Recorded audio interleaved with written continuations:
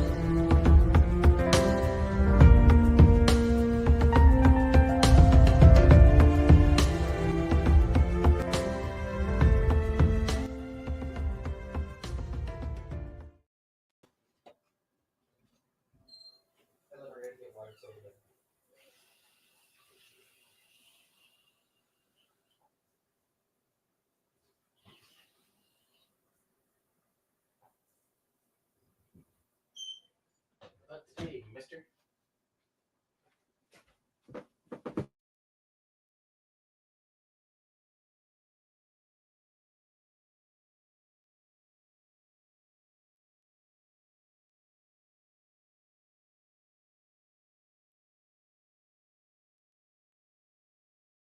Why don't I turn my mic up, for God's sakes? Yep, here we go. There, we've got the boo-boo already out of the way to kick off the week. Yeah, it's been one of those days. But my beard is looking good. All right. Travis Willier-Mustus, we're waiting for him to come along here momentarily. Dirty Filth is here with another great cartoon. And the best part about tonight, each and every one of you are here as well, including in the studio with a gold medal position and be with a silver, race fan with a bronze medal tonight. Hi, Tim Mothman and his goatee, two separate entities. Tim and I have booked our trip to Vegas as of this evening, May 1st to 5th. Yeah, we're going to be there. Are you coming? Everybody, are you coming? Laura Lobbs, Kitty Caddywhack, Robert Lamont, Deidre, the hippie girl from Vancouver Island. How are you? Yeah, she got 5 inches of snow and she's still wearing her Birkenstocks. And Frankie B. Tuxin Mufon is here. Tuxin Mufon will be signing autographs after the show. Line up to the left of the studio, if you don't mind, to the left of the studio.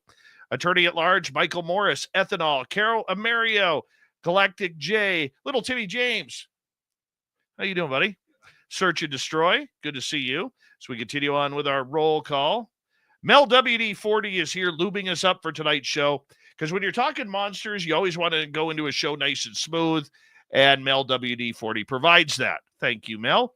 Scrolling on down, just another guy named Harry. Good to see you. Bar Madison, Fast Hemi, Luscious Jules, Lee the Bee, Free Paul Demon. Why are we free? Aren't you free right now? Gory Tiger, B.A. Baracus is here. B.A. Baracus will be signing autographs after the show. Line up to the right of the studio, if you don't mind. To the right of the studio. Number 27 in your program, starting on defense from Stockholm, Sweden. Lars Jansson. Yeah, there we go. Mama Catherine. Mwah, I love you, my dear. I hope you're having a wonderful, wonderful night as we continue on with our roll call. Who else is here? Scrolling on down. Les Paul Holland strumming away. Dragonfly, nice to see you.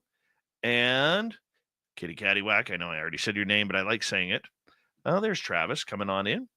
And who else do we have here? Let's say hello to Cosmic Joe.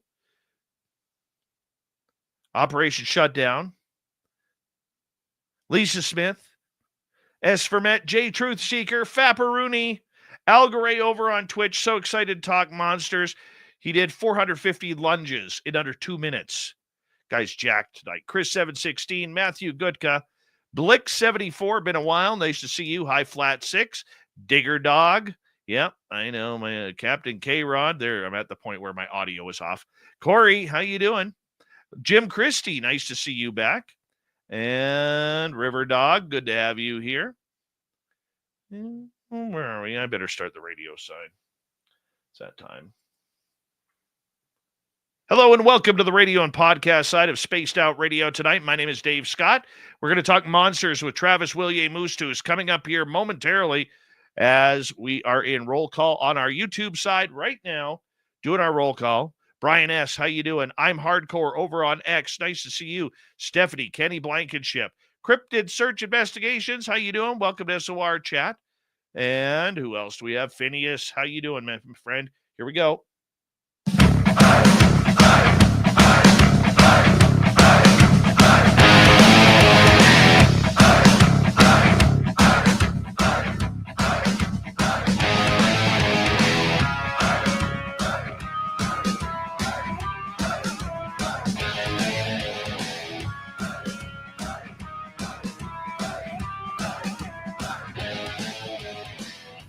Of Central British Columbia to you listening around the world.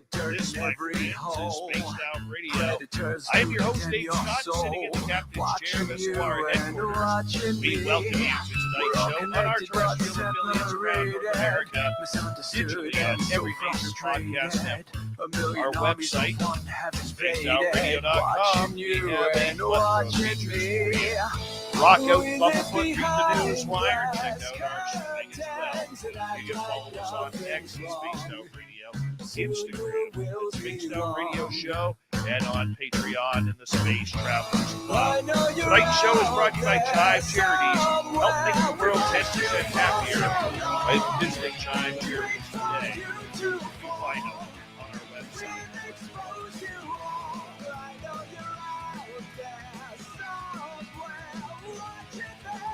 Got a power show monster talk tonight.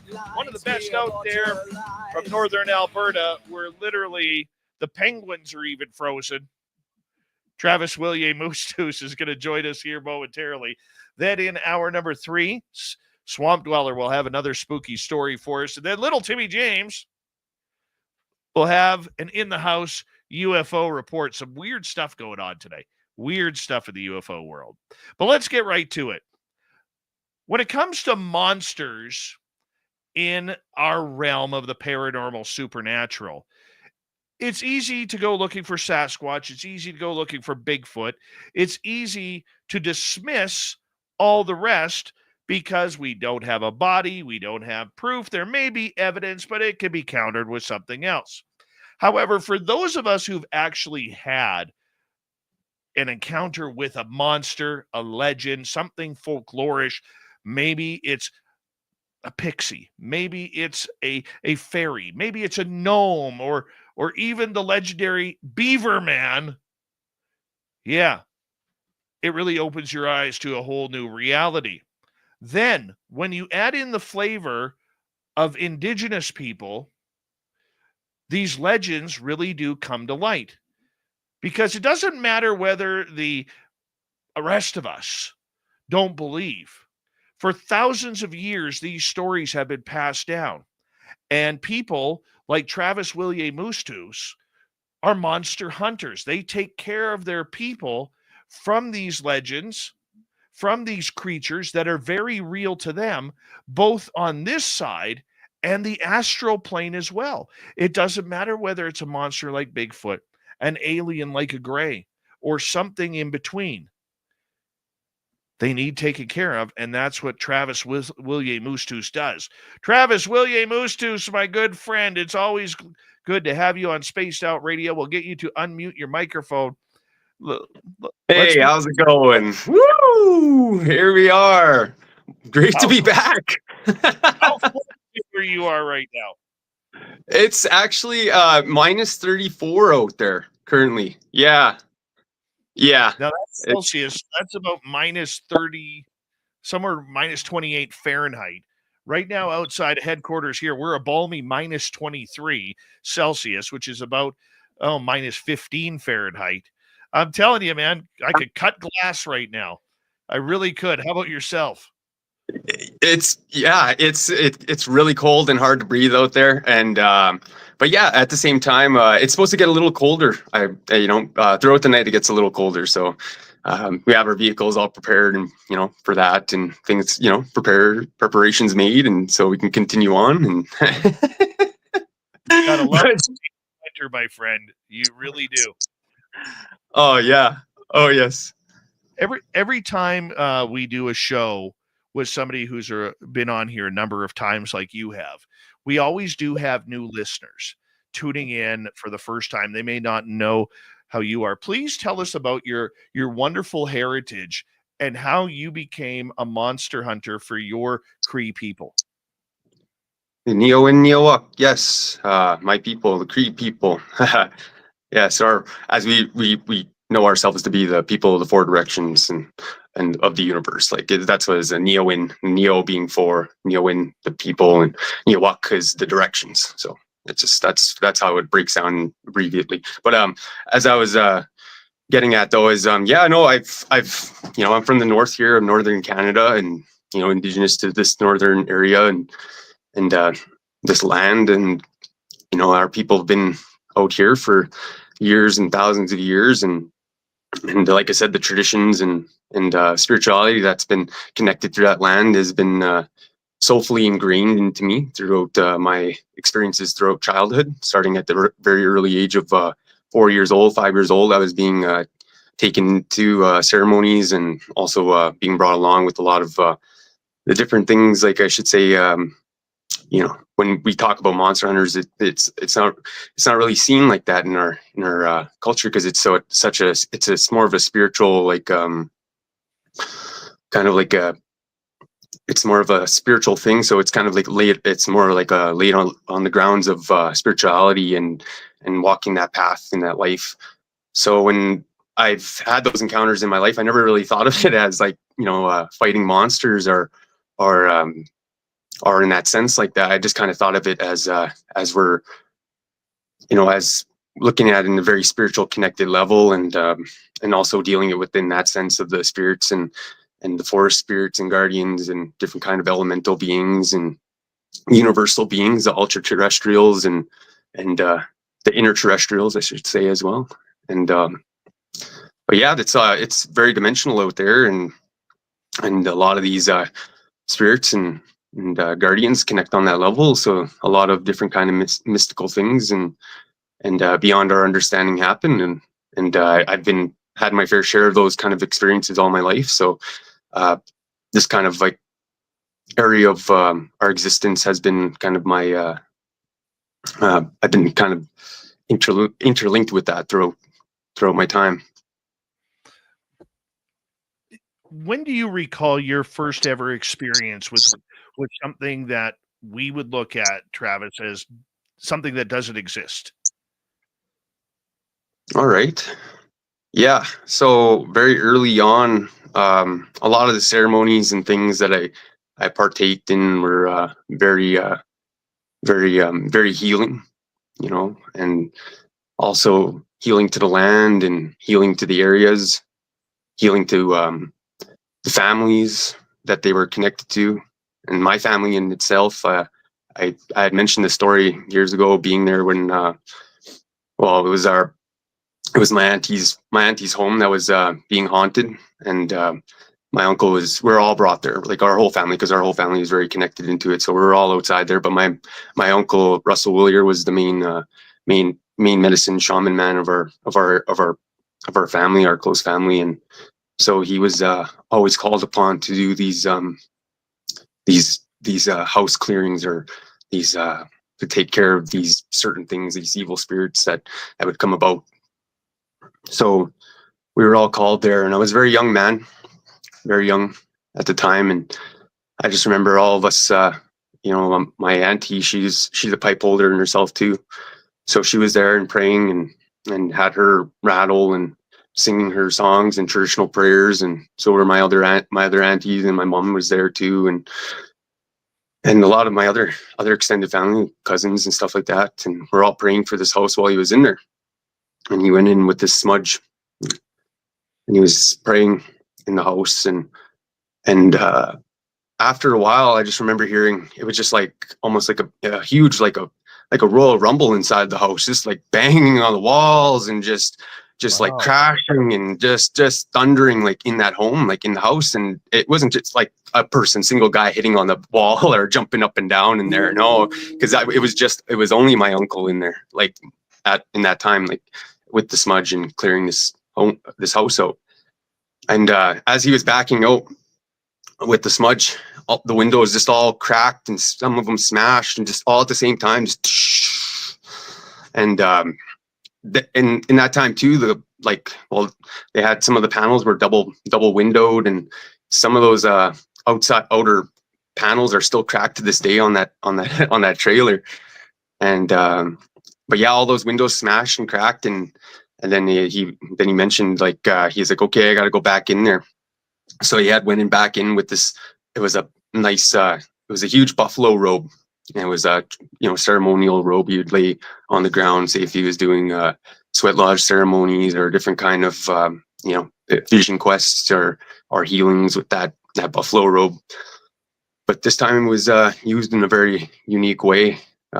He used it when he went back in there to trap the evil spirit that was inside. So when he came back out, he had the buffalo robe was like all like balled up, and he was like carrying it almost like a heavy boulder, like it had weight to it. And it did, because when he put it in the back of his car, which was like this old Oldsmobile at the time, he put it in the back trunk, and just went down a little bit when he put it in there. And everyone's like, okay, what do we do? And he's like, okay, I'm going to take care of this, and you guys continue to pray here, and I'll return and I'll keep continuing watch for the next like 4 days and 4 nights. We have to continue praying and keeping this place clear and the energy portal here clear, because that's what was it was like it was dark energy that was latched on to my auntie from like another, like wherever she went. It wasn't like something latched onto her and came back there to try to affect her and her family. But later on in the years, after a while, when I was old enough to learn and to know what it was, he told me what it was. And he said it was a man buffalo eater spirit. And he said it was just running through the hallway, each room, just knocking the doors down and running on the roofs and on the side of the walls and everything. And that was what I was hearing out there, was that thing just running mayhem in there. And he's like, yeah, and those things have been known to be after our people for thousands of years. Like this is like back from ancient wars with the animal kingdoms, like that would exist back in the day, like when there were still half human and half humanoid, half human and half animal humanoids walking the earth. And there was a huge clan of those buffalo eater people, and they would just like I said, they'd go to war with a lot of our people in ancient times until we banded together to fight them and conquer them, because they were very very blood hungry, and like I said, they were man buffalo eater people. Like they actually did eat people, and yeah, there was very brutal fighting, and still, like, they just, the way I was told is they would just be able to tear the heads off of warriors or throw them into the air like nothing, and just gore through like a whole grouping of warriors. And so it was like they had a lot to do with like a lot of ancient wars with the ancient animal kingdoms back then. And so it was like ancient times we had to call upon the great buffalo spirit, our buffalo, like the ones you see that are walking on the earth, like the normal animal spirits. Like we had to call upon the power of them to destroy them, and so we had to use our ceremonies to defeat them, and we did. And that's why we still consider the buffalo head and the buffalo skull as a powerful protection. That's why you'll see it like hanging up in our camps or our areas, or we still use it in our ceremonies to connect, because the buffalo spirit had helped us in that ancient time. But that is absolutely incredible to hear. It really is. And I think it kind of shows the path of how you learned and everything. The one thing that I want to know on an Indigenous level, if you don't mind, Are all of these monsters, whether it's Bigfoot, whether it's, the green men, the gnomes, the fairies, the pixies, the aliens, whether it's the greys, the mantids, reptilians, whatever we kind of look into there, are they part of that long heritage as well?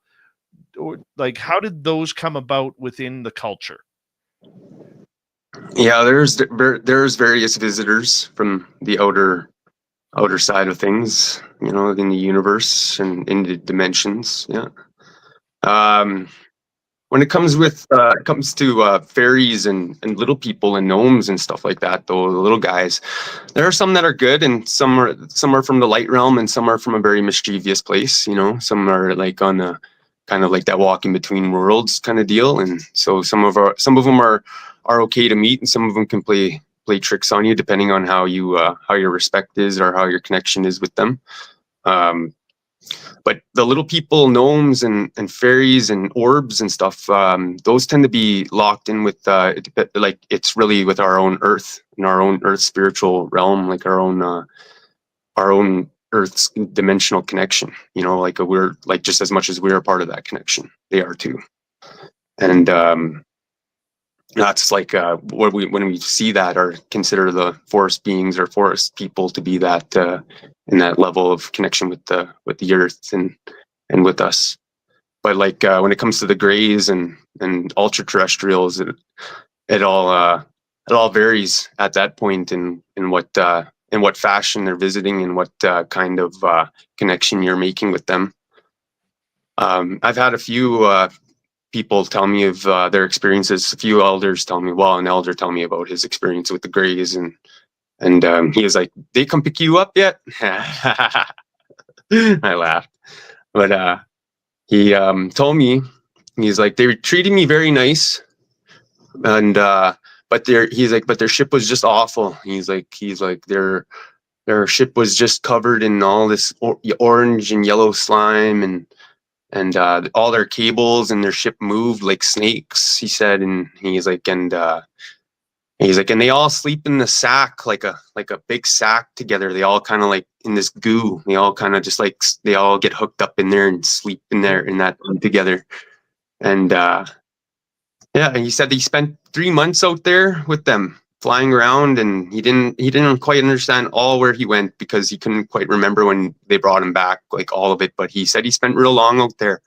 But he got brought back home, and his family just thought he was out hunting out there or whatever. He got brought back, right? They thought he was out hunting, and he got, and just kind of kept it to himself. But he told me because he's seen all my art, and he's seen all my he taught, I've seen my aliens and things that I wear, and yeah, so he felt comfortable about talking to me about that and asking me questions and stuff. So that was one of the elders that told me their experiences. But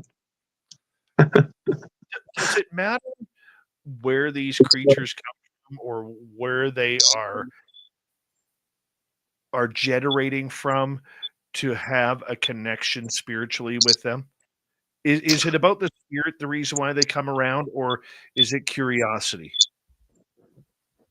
for some, it's the spiritual connection, because they themselves could be a spiritual, connection from that type of world. Like the Greys, their spirit world works very interesting. Like when they die, because they like to clone themselves a lot. So when they die, their spirit world, they believe their spirit can go up, and if they want to be another Grey, they can go back in, and their body can just become into another Grey, and they'll have the same memories and the same thoughts. They'll pick up exactly where they left off, which is right interesting. But if they choose to be another spirit, like because when we go into our spirit world and we make our connection back, with our spirit form, our human form, and then after that, when we're back out there in the universal state, it's kind of like a choosing of our open freedom, like of what our next existence might be, or be a connection of, and that's really what it is. It's becoming, right? So you're becoming a brighter human being, an enlightened human being, or this time you're becoming you're living this experience as this form of like an animal or plant or part of nature out there, and that's a perfect example of that. And so, but what I'm getting at is, if the Greys choose to become a human or another form of species, our existence out in the universe, because the universe is connected throughout all, like all these elements and the spirits of these things are connected throughout all. So it's not really like because it's really connected through the universe, right? We're all connected, so it's like it's all my relation. And so it's not really a matter of like of our of where we are, where we're, it's like it's about where our intention is and where we're elevating to, what we're becoming, and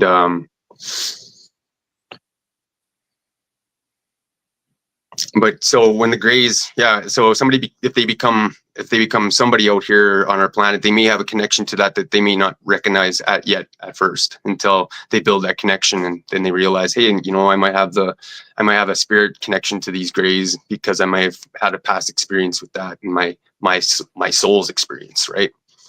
And for us, some of the humans, we choose to be humans again, and some of us choose to live this life again here on Earth, or in different forms. And there's been those stories within our legends and our teachings, and reincarnation on that level, where somebody is born again and they remember exactly where they buried their last set of warrior tools or their possessions before they were found their their fate or their end, into the next, or the next door, the next life, to the next cycle of life, right? So we have 2.5 minutes before we have to go to break. At the bottom of the hour, Travis Willier-Mustus, Monster Hunter, is our guest tonight on the show.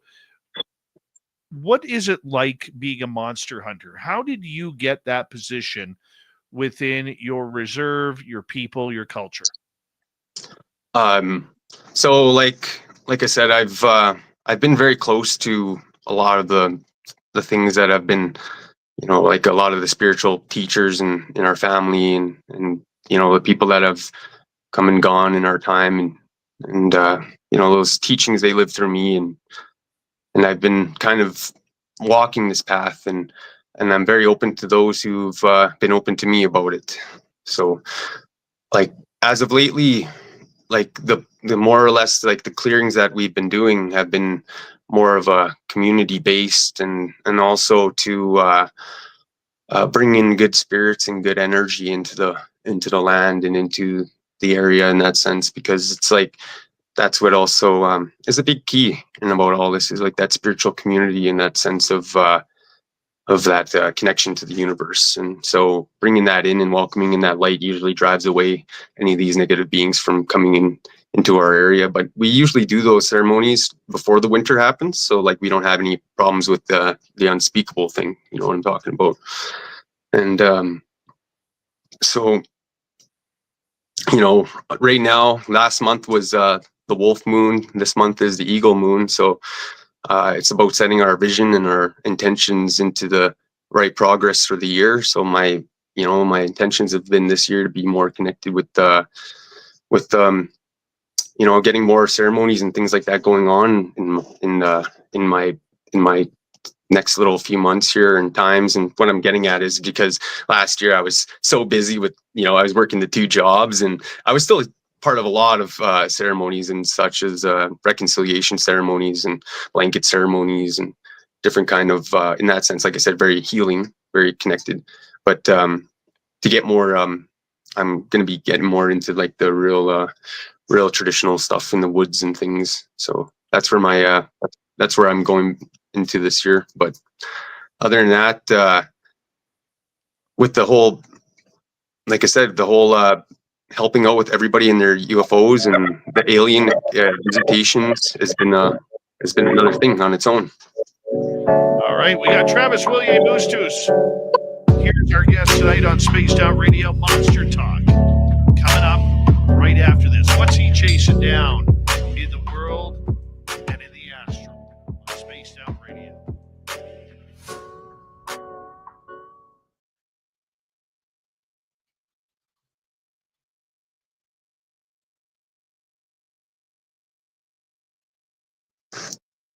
Yeah, there you go. Clear. Nice start. Excellent. Yes. Nice I have to start. refill my tea. I'll be right back. All right, Dirty Filth. Tea sounds awesome.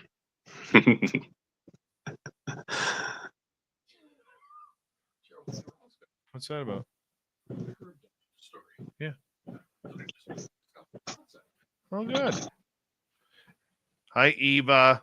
How are you? Noodles, been a while. Where you been hiding? Little Cam over on the YouTube chat. He did 566 jumping jacks in a minute 28 to warm up for Travis tonight. Uh-huh. What's it supposed to get down to tonight? Minus 29? I think so, yeah. What's minus 29 in Fahrenheit? Cold. Convert Celsius to Fahrenheit. Let's go. Well, right now it's minus 23 outside the studio, so that's minus 9.4. If it gets down to Fahrenheit, if it gets down to minus 29, it'll be minus 20.2 Fahrenheit. Yeah. That's the way we roll here in the snow of the boo. Of the boo. That's wild. I didn't know that. Uh-huh.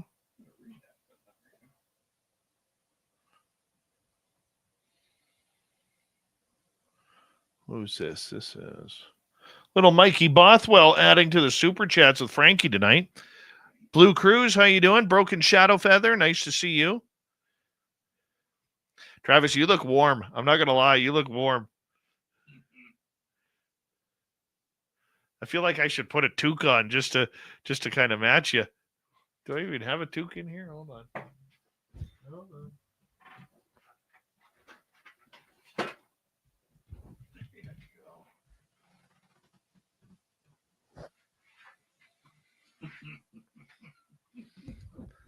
There we go, buddy. Yeah, man. You got yourself muted, or do I? Is that mute an angry bird or? No, that's owl? Marvin the. Oh, okay.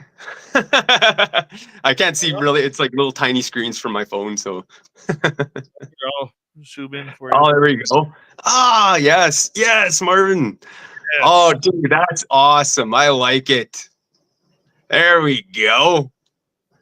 Uh-huh. There we go. It's matching all the green flying there in the background there too. That's awesome. I agree, buddy. Big thank you to Hemi, Fast Hemi, for adding to the super chat tonight. Greatly appreciate the love. And no, the gnomes are hibernating right now. They're in inner Earth right now. A lot of them tend to. I'm getting my beard trimmed tomorrow. I'm all excited. I'm so excited to get that all cleaned up. I'm getting my hair cut too. Yeah. Oh, Matthew, there we go. Yeah, I gotta shave it down a little bit. I'm looking way too Yeti right now. Yeah. Flat. Yeah. Lovely and talented Kira is here. So just so you all know, little Timmy James, him and I have booked our trip to Las Vegas for May 1st to 5th. Merle has booked his trip today. Yeah, he did. So we are flying on down on the 1st of May. We are leaving on the 5th. And you're all welcome to come party with us at the Orleans in Vegas. Kira has booked. Yep, we're going to the Orleans. I know Jackie Harmon, Lee Strauss, and One Shin have all booked. Jim Goodall has booked. I believe Nicole Sakic is booking soon. Random Guy's going to be there, taking us to the gates of Area 51. I don't know. Maybe. At least Rachel, Nevada. Deb Rooney, where have you been hiding? Yeah, Deb, next time you decide to take a break from the show, do us a favor and let us know. Hey, Emperor Penguin, no, there will not be a live stream because we're partying. All right, here we go, everyone.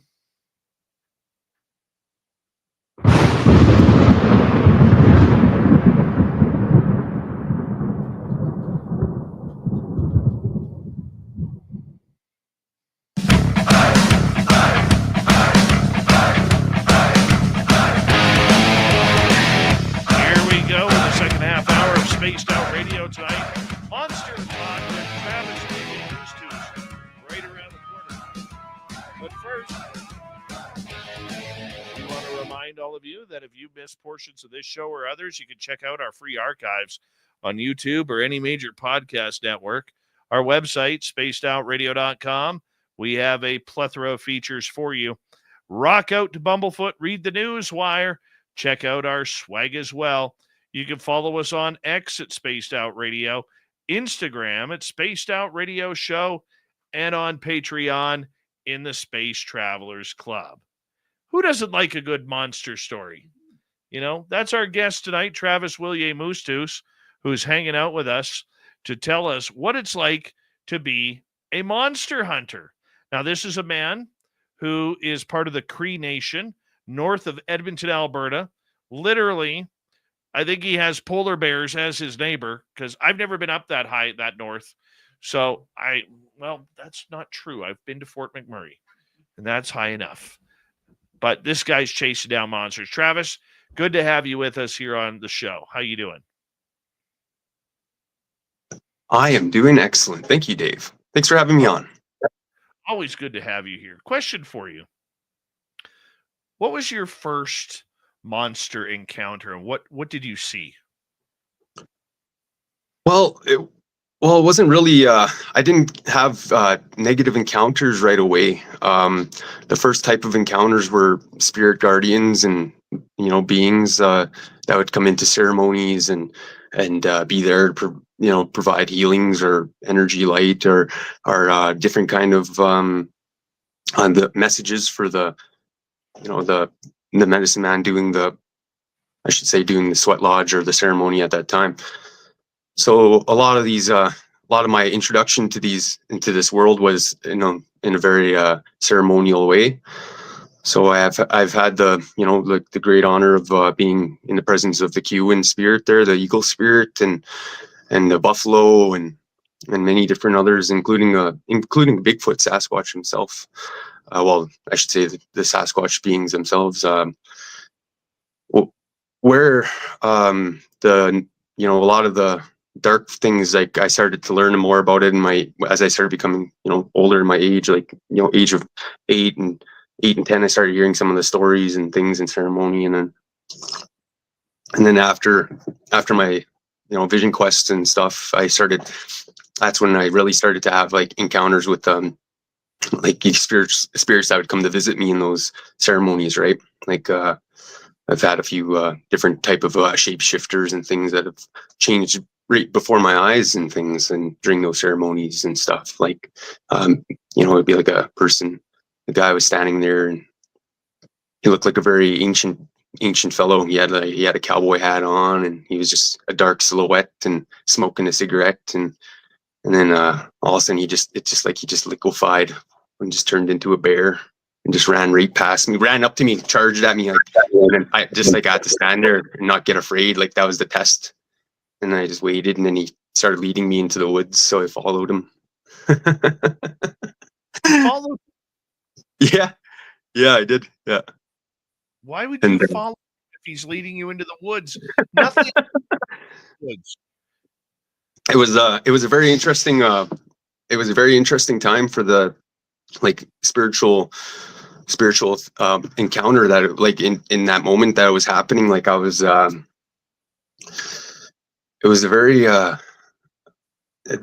very interesting flow of energy and time, because all of a sudden I was just back where I was meant to be, like when I was when I followed him through the darkness, all of a sudden I was like back where I was, and I was like, whoa. these little things, like it kind of brought me back to where I was meant to, like I wasn't allowed to leave that area or whatever, right? But he led me around to, like, to show me like in spiritual world, right? But then I woke up back where I was like, whoa, is this there? Like, it's just like a weird kind of appearance, like back into my lodge kind of deal, bear lodge.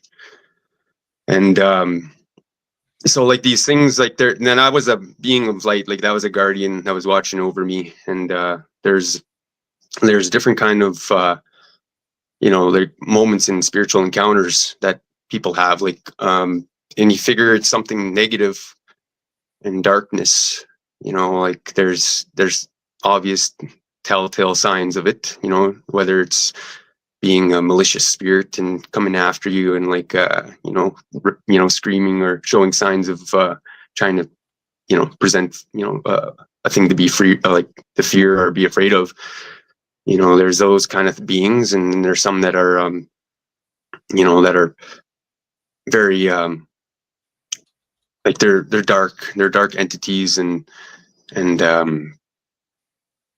but they'll also pose as like animals too. Like some of them are half humanoid animals, and they'll be like they actually almost look like now that we're talking about that was Looney Tunes, right? Your toque there, right? Was the Looney Tunes. There's that one the coyote guy in Roadrunner, the coyote, that real long head and nose and stuff like that. There's some evil spirits that look like that. They live in the woods, and they have like like robes and different kind of clothes, but then they have these like real long noses and coyote looking head and ears and things. And what's hard about, you can only, if you're encountering them there in the presence of that area or zone, because you can't really track them down. They don't leave footprints. They don't leave tracks, which is real strange and hard to understand, but they don't. And but they do leave a very strange presence that is hard to forget, even if you see it as a child. So and they have the glowing eyes and different kind of things, and it could pass off as like an animal with glowing eyes, like like a bear in the woods, or like a like a tall wolf or something like that. But these beings are, you got this real weird feeling like it's other, because like when you see a wolf, a real large wolf, you get the sense of like it's a mystical, like you get that feeling of nature, like wow, the wilderness, you get that sense. But when you see this other thing, it's like you sense like something dark, like it's from a darkness, like and it kind of puts you off guard, like kind of takes you back for a second. But once you get a hold of yourself, usually you can take care of these things. But yeah. When did the good beings start turning into the darker beings? Because there's always, with good, there's evil. Yeah. When did you start noticing that? Yeah. All right. So it started to like as I got older and I started to know more about it, it was more like these tales were warnings, they're kind of like signs to watch out for and things, and how to deal with them if it ever came, and the ones that knew how to deal with them aren't around no more. So I'm just like, like a lot of these beings started to become more of when we started to started to become more of like capable of taking care of them and like handling them alongside of the other practitioners of keeping the people safe, or the ceremonies in itself, how they conduct them, and it's in its own practice. These ways are done in that way for thousands of years because of these precautionary reasons, right? And when people don't do them right, things tend to go bad and open up things, or stuff starts to pour through, or and so for me, like a lot of the stuff like is when I was getting older and started to started to encounter others or people that were having problems with things, and how we went about helping them. You know, I was very curious and asking my uncle a lot of questions and a lot of and to try to understand, you know, and he was very open with me about all of it. So like that was kind of like my introduction of it, was like when because a lot of people would go to see him. A lot of people from all around the land, even come down from America or even from across the way. He had people from Europe visit him and stuff, and he was very well known. And like he, you know, so I was kind of around that all my life, and so seeing that, and then seeing how he would help them and the spirit world would help them, you know, it's all solidified my understanding and my belief in the beyond and this other world and these beings that exist out there. So for me, a lot of these encounters are very connected to spirituality and this current states of society and where we are right now today. Do you believe that these monsters are created out of our own minds, or have they always been there? The dark realm, like you said, has always been there alongside the light. You know, people have a tendency to unlock these connections. Like I said, it's becoming, right? Some people become that. Okay. So with you saying that, do you then believe that these monsters serve a purpose to our existence, to our spirituality, to our own heritages as humanity? Well, you know, it's a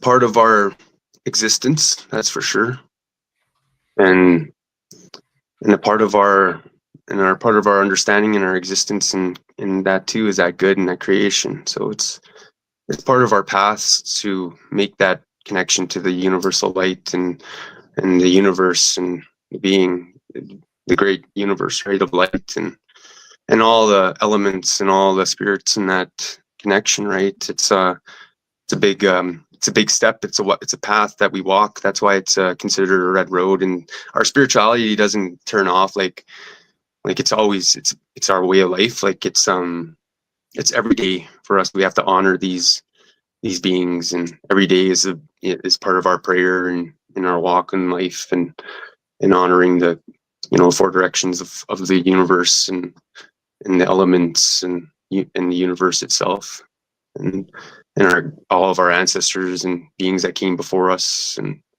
the plants and the animals that are connected to us. Okay. So with you saying that, and I think that's a pretty deep answer, to be blunt. When we see these creatures, when we have an encounter, let's say, you know, every year we have thousands of people going to look for Bigfoot or Dogman. We have hunters in the forest who've been hunting for decades, never seen a thing. We have people who go camping or fishing, never seen a thing. Why do some people who have put themselves in that situation get to have that encounter, yet others don't? I mean, it's an easy question to ask, but I know, like, give you an example. I know my area is filled with bears. I love bears. I only saw 2 bears last year. That was it. And I know they're all over our area. The way the elders put it to me was, see, Bigfoot in the spiritual world, and that in the forest world and dimension, that whole energy vibrancy, this society made it very easy to walk away from that connection and to make that connection dwindle, and actually even make people reject it. I see a lot of people in society, they just can't stand the woods now. They can't stand being outside. They can't stand the reality that it is. And Bigfoot, there's no connection. Like, that's a lot of thing is like, when people don't have that connection, then Bigfoot ain't gonna be there for them. Bigfoot could be 10 feet away from them and they will never see him because their connection's so shut. And reality, when you're out there in the world and you're connecting in the universe and you're in these worlds of spirituality and you're out there, Bigfoot and all that is actually watching over you out there from the other things that could be, looking to take you. And Bigfoot's actually kind of more of a guardian out there, and for not only us but for the land, for the energy of the land and the connection of the earth and the spirit of the earth, and that's part of that. When he was created, it was amongst a lot of the other spirits that were being created too, along from the great spirit of the universe and the earth and all the elements. And so it's we're all very much connected, but it's very that connection's been lost due to our modern day society and our own blindness and ways of I guess I should say people just want to neglect that side of reality, I guess, now. Do the creatures want us looking for them? Do they want to allow us to understand that they are of existence? The spirit world is very much connected to us at all times, and they actually are always praying for us to find that light again and to walk that life and make that connection again. They never lose hope in any of us. They always pray for us, even the bad people too, so they may find their way back. How we make that connection is Sorry, I cut you off there. I apologize. Continue. How we make that connection is what we become, right? And it's sometimes it's a beautiful story, and other times it's a dark one, right? And some people get so lost in darkness that they just they feel that's their only path and way to go, and ultimately the darkness is what consumes them. And even the people that are really they hear the stories and they just want to grab the power or go for the powers of the things, and and sure, they may achieve something like that, but it's usually at a cost of something else. And there's a lot of tales about that too, and in our own warrior societies, and yeah, it's a lot of what we become and how we what we choose in life. Let me follow that up with this, though, my friend. I've always heard from many people in the Bigfoot world that you don't find Bigfoot. Bigfoot finds you, and other cryptids as well, like that. Does that go for just Bigfoot and maybe Dogman, but other cryptids as well?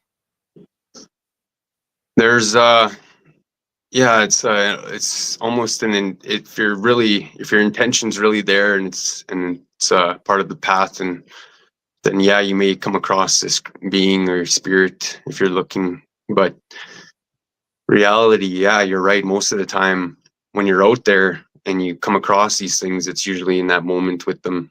And when Bigfoot comes to see us, usually, like when I've had my experiences, it's been through ceremony when he's actually appeared, well, not appeared, but like I should say teleported into the area, and has warped there through the trees, and has made a presence that, like, we're here to watch over you while you're doing this ceremony, or so the other spirits don't come take your soul, kind of deal. And so, like, for us, the Bigfoots, they come around when we're when we're, or I should say, the other spirits, the other ultra-terrestrials will come around and we're doing these ceremonies, especially if it's done in the right light and connection to the universe. They'll be there. They'll make themselves there. The animals will show presence. The eagles will fly over. A lot of these, or there'll be different symbols burnt into the ground the next day after some of these ceremonies, so the universe, like this, like I should say, the Chipayuk, the starlight there, the northern lights will come down and make symbolism in the ground for us, or things like that, to let us know that the spirit world has acknowledged our prayers or our offerings and the connection to the universe. So it's a very, very unique thing. How do we know if we're being watched? What are the We always clues? We always are, and when we're very open to that, there'll be signs. For some people, when it's loved ones watching over us, we may lose something. Some things might just appear. We're like, hey, how did that get there? That'd be some people watching over us, or different little things will happen. That just you can't explain. That just like, oh, if you weren't here, I would, I don't know where, but it's just like guardians are watching over and making things happen for us, and they're always watching over, and that connection's there all the time for us to be to have gratitude for, and can keep that love with, right? And that love for when we're, like I said, spirituality, the spirit world, it's always around, it's always going on. The ultra terrestrials, the extraterrestrials are always watching over us. Like it's kind of funny that a lot of times their ships are right there flying around over us and we don't see them, but they're there flying right there. And like I said, they're another form of existence that's just waiting for us to evolve and find our path, and so we may continue on into this universe that's so much more older than we all think it is, and really start to understand our past and where other beings may have came to join us from. We got 2.5 minutes before we have to go to break at the top of the hour. Travis Willier Moostoos is our guest tonight on Spaced Out Radio. What kind of clues can we look at in the forest for different creatures? Like, does Bigfoot leave gifts? Does Dogman? Do the little people, the gnomes? What kind of gifts do they leave, or signs do they leave that they're in that area? Sometimes you'll see little things built when it's little people. They'll build little tiny structures, or you'll see little areas that are kind of made that just, seem manipulated by something smaller of stature. And, whether it's like little holes or little kind of like little stick structures near the rivers and stuff. And Bigfoots, they'll leave presents like, sometimes it's like a couple stones that are like put awkwardly, or they'll leave like a couple like little standing tree, kind of like tripod, kind of standing little, little tripod standing, and or they'll leave a foot mark, and those are usually like sacred areas where you'd build like a protection zone, because that's like them telling you to build a protection zone there. And that's those are very different. They vary in those, and from nation to nation. We all have our various protections. Some of the river tribes, they'll use shells and to like as like spiritual shields and stuff, and some people hang drums in front of their teepees as shields, or the buffalo head. Or you'll have different kind of funguses and things strung up. But with the Bigfoot's, Dogman, he'll leave claw marks, or he'll rip up something. Like they'll rip hides, or they'll rip the sides of house. I've my buddy was showing me a few photos of a whole house just like torn on its side there down south, and there was like a few other people that were messed around with that night, and cops were asking questions and things, but there was no way to find any human tracks, or like it was just kind of like, it was just real awkward, like destructions and things that taken place out there a few years ago. But I'm I going need to showing right you. there, Travis, because we do have to go to break here at the top of the hour. Travis Willier Moostoos. We're 1 hour in. We got it for another hour.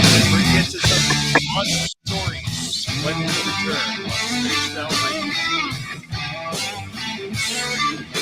This is Spaced Out Radio with host Dave Scott.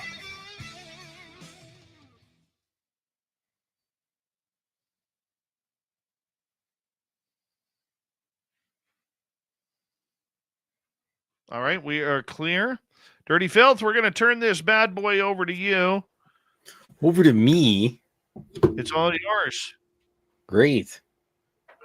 We Well, everybody's gone. Excellent. Everybody's gone now. Take my shirt off. Ugh. All right. So I drew the Pastoria, New Jersey UFO. This is a photo. I took it off a photo that from one of my contacts. I know a lot of people because I can't reveal my sources. So, anyways, this is a facsimile of the picture of the Pastoria, New Jersey UFO on July 31st, 1952. So, yeah, there you go. This is about as accurate you can get. Now, people are going to go and they're going to plug in Pastoria, New Jersey UFO, and they're going to find some CIA stuff. And, well, unfortunately, mine is a better reproduction. So, here we are. Anyway, UFO flying over. A little light pole, trees in the background. Probably some kids out in the forest beating each other with sticks. Because, I mean, what do you do when you're like 14 years old in 1952? Go in the forest, have wars with sticks. I guess it happened till the early 80s. Oh, 1 second here. Oh, excuse me. Cursed ginger ale with all its bubbliness. And when you get ginger ale, now I'm going on a tangent here. If you're going to have ginger ale, you got to get that ginger ale that has that little bubbliness that hits you in the back of your nose. So, anyways. So, yes, here's the drawing. Make sure you drink ginger ale. If you have to have the bottom of the barrel ginger ale, if possible, just go with Canada Dry. Schweppes is terrible. Now, I've been rambling about ginger ales and junk. I'm not sure about the protocol. Well, Dave is gone, so this is just my opinion. I mean, I drink all the pickle juice usually before I eat the pickles, so you can take that as whatever. But apparently, my web browser updated, so everything's all dark light or whatnot. So I can't really see what that is. Shove that over there. Scoot that over a bit. Look at that. But look at that quality artwork. You know, if you want more quality artwork, I just go to filthy.com or go to Amazon, plug in Crypt Cartoons, and you can buy my book. My second book is coming out soon. I know I've said that for 4,000 years, but it's the anticipation that makes it better. So, next book will be out soon. And if you actually go to filthy.com, FYLTHY.com, you could probably just find me on social media too, whatever. And hell, I'll send you some Valentine's cards. It's a little late for that. Canada Post is tardy, so you won't get any Valentine's cards in time for this year, but I gave you some leftovers. But nonetheless, hope everyone's having a great night tonight. Travis and I have actually hung out multiple times, and we rambled about all sorts of things. I was tired the next day of work because I hung out with Travis for so long. So that's what happens to those Alberta boys. Right, Dave? It's always about Alberta, my friend. I know. At least we're not from Ontario or something. Oh, Oh yeah, minus 23. It's almost jacket weather. well, the cats wanted outside. Blob looked at the door. She was like, no. All the cats are downstairs, huddled around the main heat register. So Blob was like, no, want no part of that. Whiskey went outside the longest, but she's got all the thick, long hair and everything. So, but the gremlin gargoyle, big wussies. So they wimped out. How is hi Skunk Ben? How you doing? How is Blob doing? Blob's 10,000 years old, Blob. Or Dave, Blob. And she's hanging out over the heat register. So Well, that's good. I'll send you some pictures later. Dave gets all the exclusive Blob pictures. Nobody realizes this. Oh, wait, no, you said that a couple weeks ago, I think. You're like, hey, everybody, I get Blob pictures. By the way, Dirty Filth, before we let you go, hi, Vanessa. How are you? Just Hi, so Vanessa. you know, little Timmy James was very happy that you finally made a cartoon of him. He finally feels part of the team. Well, we share the same haircuts, so. Yeah. Big Okay, thank everybody. you. Have a tonight good night. Thanks, Dirty. Appreciate you, buddy. Dirty Filth, everybody. Big thank you tonight to Frankie, Mike ×2, Fast Hemi, Deborah Rooney, and Kira for the super chats. And here we go in about 5 seconds with our next half hour. And the gorgeous Travis.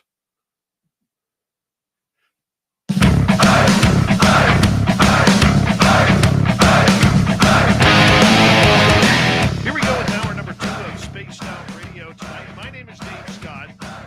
Travis Willier-Mustus. What's it like being a monster hunter? We'll find out next. As we say hello to everyone listening in on our terrestrial affiliates around North America, digitally on every major podcast network. Our website, spacedoutradio.com. We have a plethora of features for you. Rock out to Bumblefoot, read the news wire, check out our swag as well. Follow us on X at Spaced Out Radio, Instagram at Spaced Out Radio Show, and on Patreon in the Space Travelers Club. The Desert Clam has set the password for tonight in the SOR Space Travelers Club. Play Cessation. Play Cessation is your password. Use it wisely, Space Travelers, as the Clam sets the password each and every night right here on Spaced Out Radio. From the Cree Nation, north of Edmonton, Alberta, Travis Willier-Mustus, a monster hunter, is here with us tonight. This isn't creepypasta. This is real life monster hunting. And Travis enjoys what he does. He enjoys keeping people safe. And Travis, we welcome you back to the show. Thank you for joining us tonight.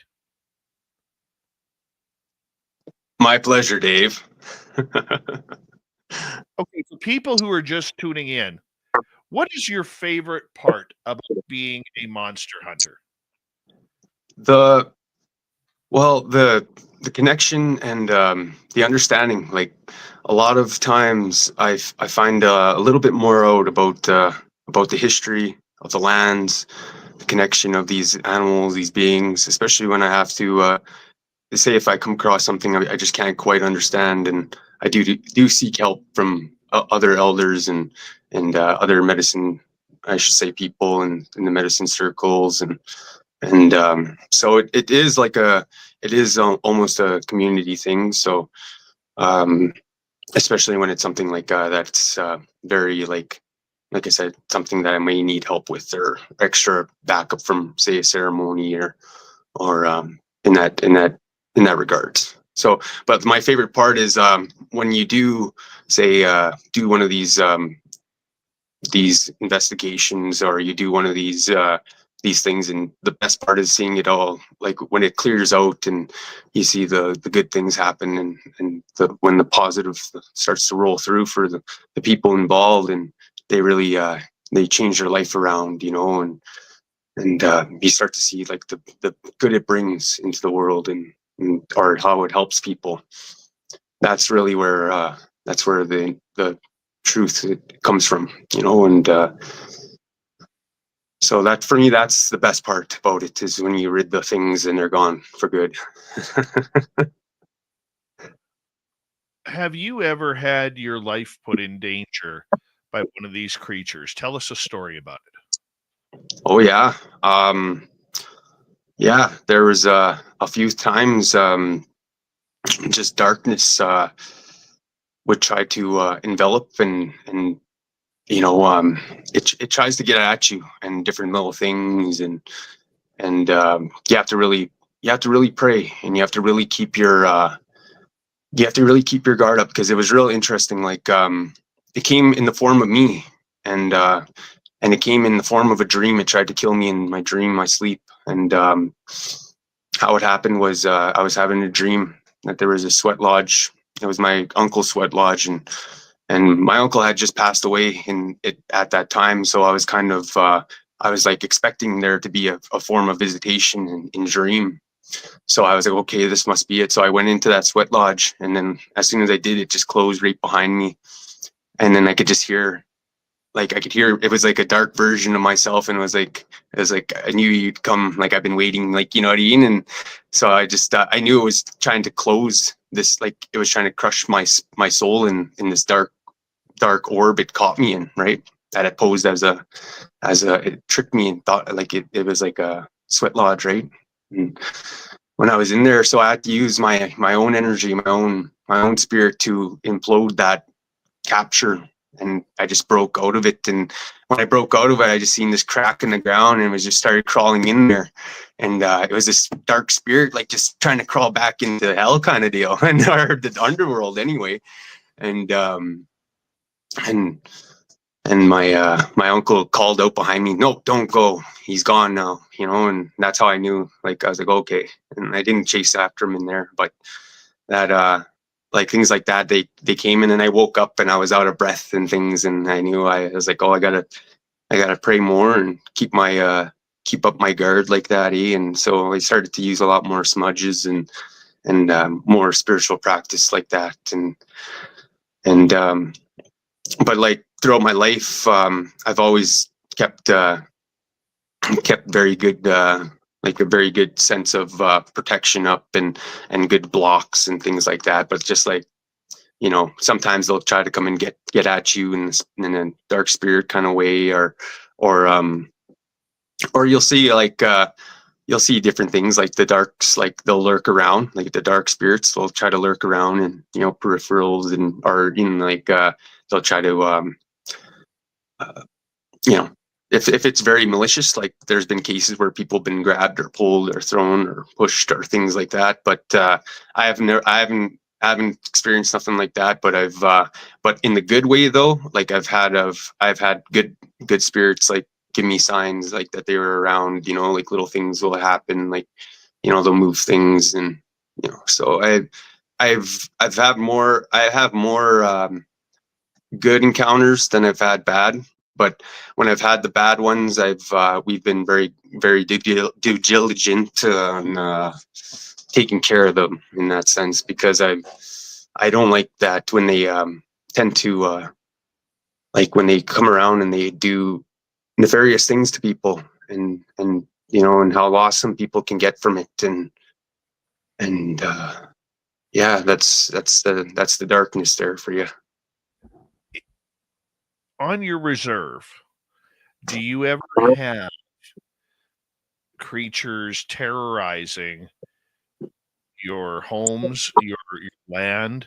I know in the Chehalis First Nation in Harrison Hot Springs, they used to have many encounters where Sasquatch would come down and terrorize the town. That may it depends, if they were if there was like something long ago that they did, maybe that area was Sasquatches at one time. Like I don't see the Sasquatch really going after them in that sense like that, but I do see like other beings doing that, and wrecking things, and breaking stuff, and but yeah, so like, but with the Sasquatches though, they will they will let you know, like if you are going into somewhere like that you shouldn't be, or if there's danger ahead or something like that. They'll let you know. They'll keep you away. There's different things out there, right, that just sometimes we're not prepared for or capable of defending, and they'll know. So it's all about what we truly because somebody might have seen Bigfoot, but it could have been another spiritual presence that took the form of a humanoid figure and was choosing to attack like that. Because sometimes even animals and other beings out there can become, I should say, attached to and used in that sense and in a various way, especially if they'll use like the dead animals and stuff, and create themselves with them. And you'll have like monsters like kind of like emerging out of like dead creatures in the woods, and they'll make themselves out of their bones, and you'll have like a creature standing upright with like a half head deer hanging off the head, like off the side, and just our bone, like the bone structures coming out, but you see the deer antlers and things. But with that being said, like it all depends, because those ones, the areas that they are usually found in are areas that evil is tend to become unwatched or uncared for there. You know what I mean? Like, so evil tends to brew and starts to linger around there. And so, you get that kind of portals, dark portals opening up, or if people have opened them up years ago, you never know. How often have you dealt with the W word? I will say it because I know you need to say it. Wendigo or a skinwalker. How long is that? How often have you had to deal with those? Well, like a lot of times we'll have to do like we'll do prayers and like we'll do like different kind of ceremonies to keep, like I said, keep the people safe, the land safe. So like every year we do offering ceremonies to the ancestors and to feed the spirit world, so the spirit world isn't hungry and doesn't create that kind of energy of that monster, right? But the last time the thing was around was just before my dad's time. He was kind of there. The medicine men were still dealing with a lot of them in the area. There was the last one was I should say, well, it was dealt with in it's known as Fost in our area. It's called Fost, but the Fost, the French missionaries, they named it Fost because the name translates out to it's like a bad land or bad place, or devil's land or devil's place. But the natives, when the people were moving there, the natives were, we were telling them, the medicine men, then we were telling newcomers, like, hey, this area, this is where we killed the last what you mentioned there, dark spirit, and this is where we had to find it and kill it and take care of it, and so they gave it that name, and it's still named that today. The town's still named Fost out there. And but yeah, like so there's a town really named after it, like kind of like named because of that presence of that being, that creature.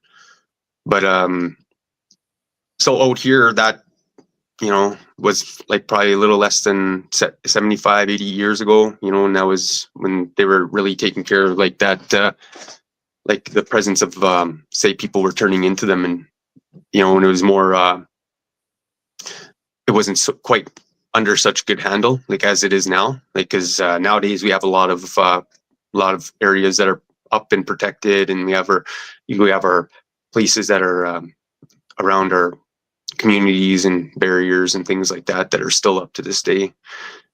But yeah, it's a very that that spirit's very dark, and it takes form in many ways too. People become very evil with it, and it becomes very like it never has enough. So that can even be like with money, that can even be with like with power, that can even be with like all these different kind of where it can sink its way into. But most of the time when that spirit takes over people, it's it, like say the average person, it turns them into something like a monster themselves, and they end up usually going after the ones that are, usually like they go after people who are closest to them, that they love first. They'll go after people they love first, and then after that they start to seek out any community, any close person they can take out like that. And then like I said, it usually finds its way down to the people who are spiritually connected, that have to deal with it, because it's such a, by that point it has this fuel, this energy from eating life force, that it's like that you have to use spiritual means to defeat it, because it's at a different energy and a different like mode at that point. People have, like I've heard, like they've hit it with arrows in the head and stuff, and it would still run at people, and it was like it had to be really like destroyed. And these beings like were really like I said, they weren't human anymore. They were like on a very monster like spiritual level. Like if they take on more than like say about like a whole tribe, like they could sit and eat a whole tribe, and then that's like where they can even evolve even more, when they have all that life force and all that. They just grow into this like grotesque kind of like being, because they're just constantly eating all this dead person, even themselves at some points. Like some of them just get, like I said, they'll eat themselves because the hunger sensation just unfathomable. Like they just can't stop. And but yeah, that being, like I said, it's still a threat, in the sense that if people are calling it and trying to make it, and make them, then that's like people done that before, and and they've lost themselves in their lives to it too, right? And they've used different methods. Like the evil thing will tell them how to make it, right? And and it's like they'll just continue doing the evil, because then they can't get out of it, right? And that's part of that. Once you go down a dark road, like that dark type of dark spirituality, you can't really stop, because your soul is kind of like on the line with it, kind of deal. So a lot of those people end up turning into some, and a lot of people there's been a few like medicine men that had to deal with their own son, because he had become one. Like he had there was one medicine man that had to do that because his son became one, and tried to kill him, and he had to kill him because his son was becoming that. And yeah, so there's like a few wild stories like that throughout time and throughout the years, and I'll probably have to go and do a little prayer after, and and put up some spiritual block, just for talking about all the stories now. But Right. Yeah. Well, So I have a bunch of audience questions lined up for you here, Matt. What do you say Sure. we get to? All right, let's start off with Mike here, who is asking, my hometown, we have a hiking trail where it is mandatory to leave offerings for the little people. Are all spots where they call home necessary?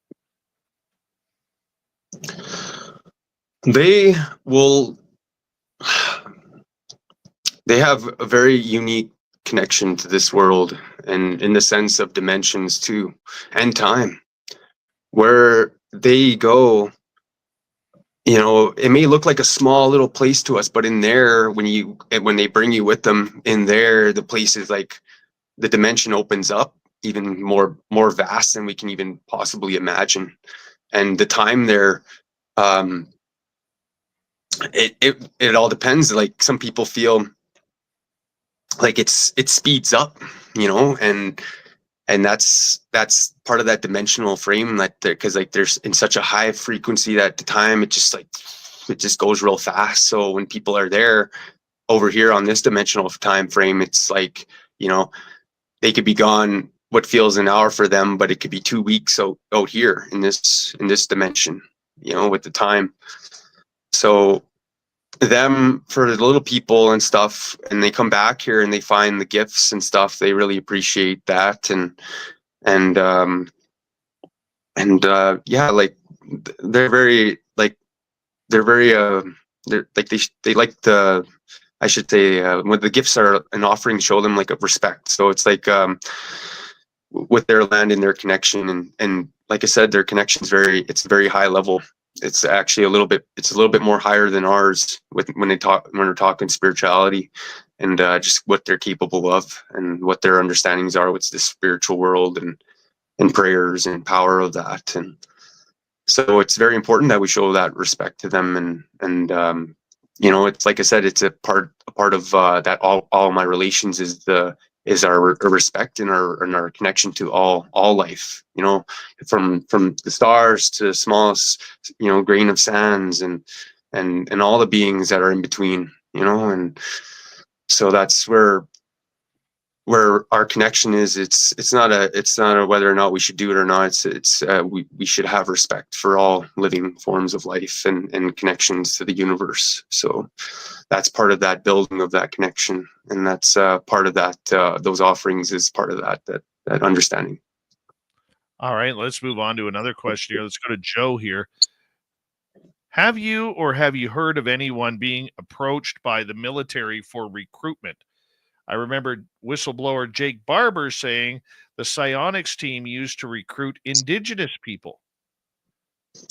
We have our own programs. I was in the military in 2009, and I was just a reserve name backup for on guard for our country for like till 2014. But I didn't do no tours or anything. I was just part of the system in there, and that was a part of like our federal, us being federal, right? And what I'm getting at is our Native people have always been very involved with the military, and just recently too. Last week we just got our first knowledge keeper in the military as well. I believe his name was like Raphael or.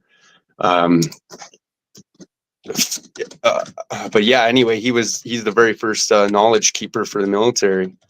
And that's what's kind of Robert Falcon is his name. Sorry, is the very first Canadian knowledge keeper. So much respect to him, and what a legend in my eyes. And that's it's very important. That's very important to know. And like our culture is very tied to the bravery and courage and warrior societies, and we have a lot of them, many grades and levels to that as well. In fact, the staff you see nowadays, our medicine staffs, they're curled because in the ancient world, those were the spears. Those were actual spears. But after the treaties were signed, the Federation was made in 1867 between the natives and the French and the English. Our medicine men rolled our spears into what you see, the curled staff now, as a sign of peace, to live that world of peace now. And so our society is very, very much connected to warrior societies and beliefs, and so I'm very proud that the Canadian military is honoring that. And I, like I said, when I was in 2009, I was there, and they had on base, they had 2 medicine men that were part of the Blood Nation and Piikani, Blood Nation. They came out and they were hosting sweat lodges for the soldiers there. So I was there. I was part of a 40 soldier sweat lodge, and that was a pretty wild one. And a few people got their names there, and Bigfoot was actually there for that one too, surprisingly not. But because one of the guys was connected to them spiritually, so this Bigfoots were there to honor him and give him that name. So he actually was part of the Bigfoot clan after that, which was really cool. Yeah. Travis, I'm going to get you to hold on right there because we are going to go to break. We're going to continue with audience questions when we return on the Mighty SOR for the second half of the show, starting off with Travis Willier Moostoos right after this.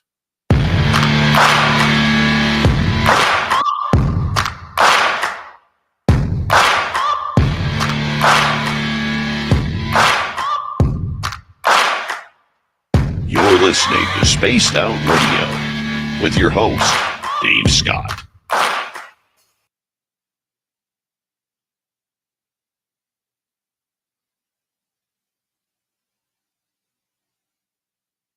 All right, we're clear. Little Timmy James, how you doing, buddy? What's happening on your end? Just staying warm in the studio, dude. Oh, nice. Still minus 23. Hasn't dropped yet. Nope.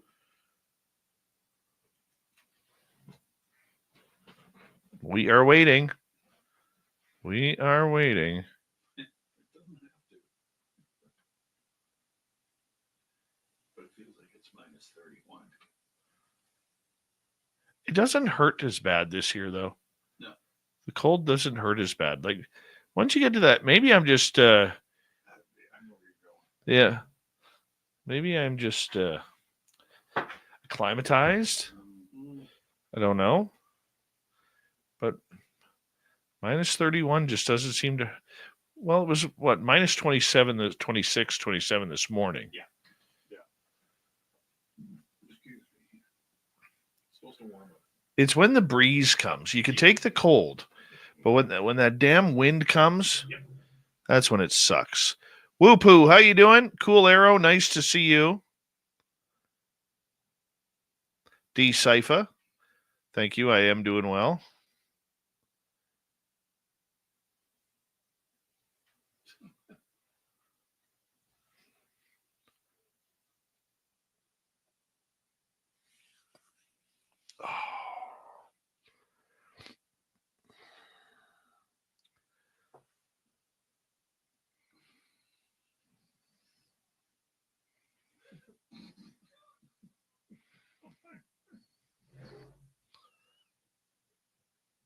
I'm excited for Vegas. Yeah. Yeah, man. Love real lady.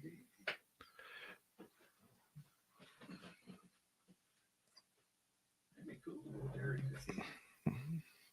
We're gonna drive out there. Kira's already planned it out that we're driving out to Rachel, Nevada. Oh, okay. I know that she said she rented a car or she was renting a vehicle. Yeah, we're going. Cool. We're going. Hey, Trav, just so you know, I got a bunch of questions coming up here. So if we could just shorten the answers a little bit, so that way I could try and get as many of them in as possible in the next half hour. Sounds good. People are missing you, buddy. People are Right. missing you.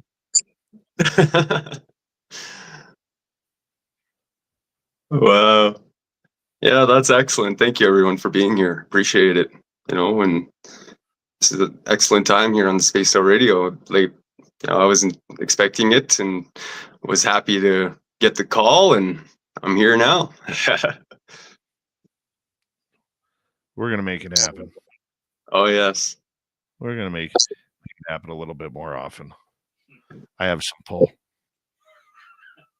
I know. I know a guy. I know a guy. Well, look who it is. It's the lovely and talented Nicole Sakic, who loves a good ULP, unidentified lighting phenomena. Yeah. You could go get your unidentified lighting phenomena t-shirts at spacedoutradio.com on the website. Hi, Chris. I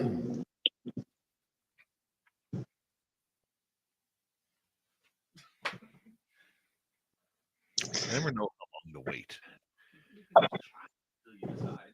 Yeah. It's going to be kind of spontaneous. Yeah. Now? Teen, how you doing? Hello to everyone out there.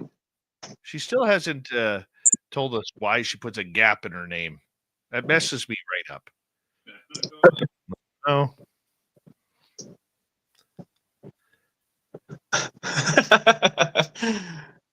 Oh, yeah. We got about a minute to go here.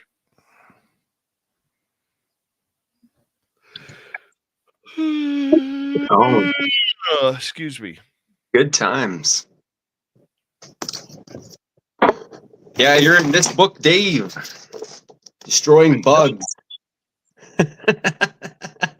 And this one too. Love it. Thank you, buddy. I gotta buy a couple copies off you. Yes, I'll sign them. I'll sign them and send them out there. Please do. Get me a price and I'll get you some cash. Yep. One second here. Fast Heavy, Deborah Rooney, Mike ×2, CSJ, Kira, and Frankie for the super chats tonight. Greatly appreciate the love. And we're coming back here in like 7 seconds.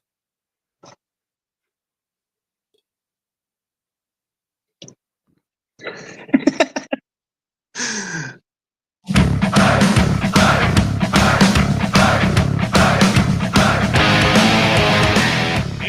go with the second half of Spaced Out Radio tonight. Having a great time with our guest, Travis Willer-Mustus. What's it like being a monster hunter?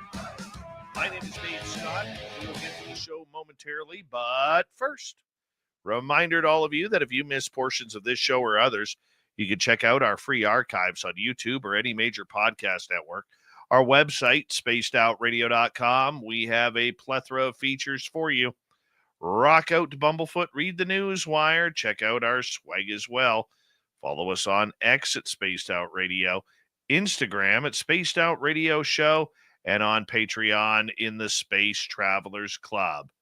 Here we go. Travis Willer-Mustus. He is here with us, hanging on out, talking about all things monsters. We're taking audience questions right now. Next question comes from Mike. Travis, have you ever investigated or know of full neighborhoods or suburbs that are haunted because of it being built on secret or sacred grounds? Ottawa has at least 2 of these neighborhoods. Yeah. In the city, sometimes you come across that.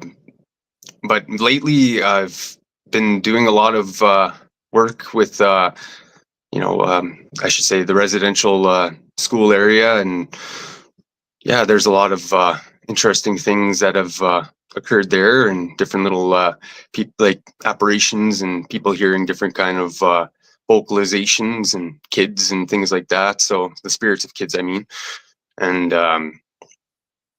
so like we've been doing a lot of ceremony and reconciliation and kind of opening up the portals for the light for them, and for the spirits, to the guardians, to come in there and help guide the light back into that area and stuff. So there's been a lot of that, and the uncovering of the dark truths of some of that, right? So these are speaking about unmarked graves and whatnot, because we did find unmarked anomalies there, and doing the proper investigation and things like that now. But so other than that, yes, we have areas out in our area that have been unmarked areas, like of graves, and then our own marking of graves to grave sites have been threatened, and have resulted in it was very freak accidents kind of deal. A farmer tried to go and crush down these old totem pole area where there was a grave site, right? And totem poles were built from ancient world, and he wanted to go crush them down, and his tractor rolled on him, evidently. And that's a real story. Wow. Let's get to another question here. Let's go to Jay. Oh, we've already asked that one. I apologize. Little Cam is wondering, what is the main term for Cree in the Cree language, and how would you spell it? I've heard you say it once before, just doing my own research, since my dad's side of the family are Canadian and distant Cree. Yeah, so it's like what do you call it there? It's a long word, but it's NEHIYAWEINP. Well, so it's Niawak and Niawin Niawak, but the way you would spell it, it's in Cree words, like Cree language. It's like they're like little syllabics, they call them, right? but it's like almost like little scratches and little little half U's and circles and triangles and stuff, right? But the way I spelt it is pretty much Neowin. Neowin is the people, right? The native people. But Neowin, Neowuk. So Neo is for, Neowin is the people, Neowuk is the directions, and that's the name of our people, is the people of the 4 directions of the universe. It's abbreviated even in our own language, because the of the universe is a lot longer to say, and a more tougher way to say it. Like the elders that I hear say it so eloquently that I have a trouble time saying that, you know what I mean? So I'm still learning to get that part of that out of them, right? But it will come in time. But like I said, Neowin Neowuk is the name of that. Love it. Let us move on to another one. Let's go to Sierra. Travis, I thought if you see a Bigfoot, it means you have impure thoughts. Doesn't Bigfoot protect women and children? Yeah, it is a guardian, and it has been known to help people lost in the woods, and people sometimes are in different forms. Like sometimes some people are afraid, so they'll run, but it'll make them run in the right direction.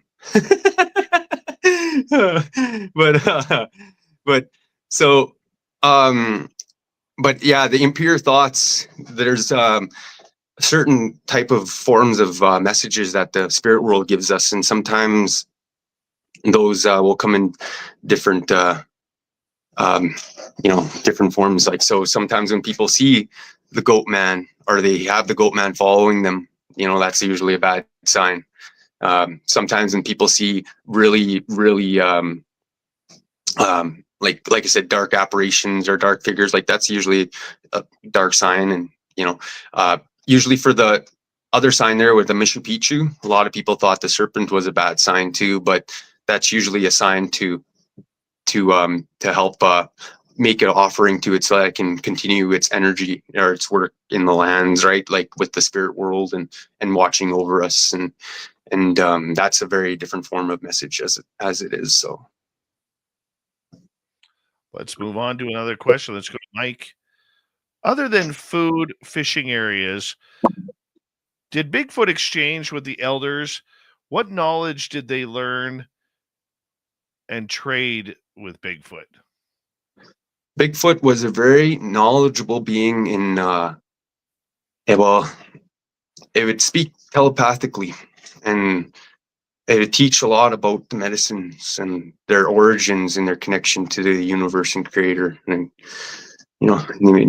the way these spirits came through into our world, and how they have given themselves to play a part in these in the ceremony, or like what it means to play a part for them in the ceremony, and what that offering means and stuff. They've also been there to help with the healings of people with especially like let's just say like bones and structure kind of deal. I've seen them. Well, it's like a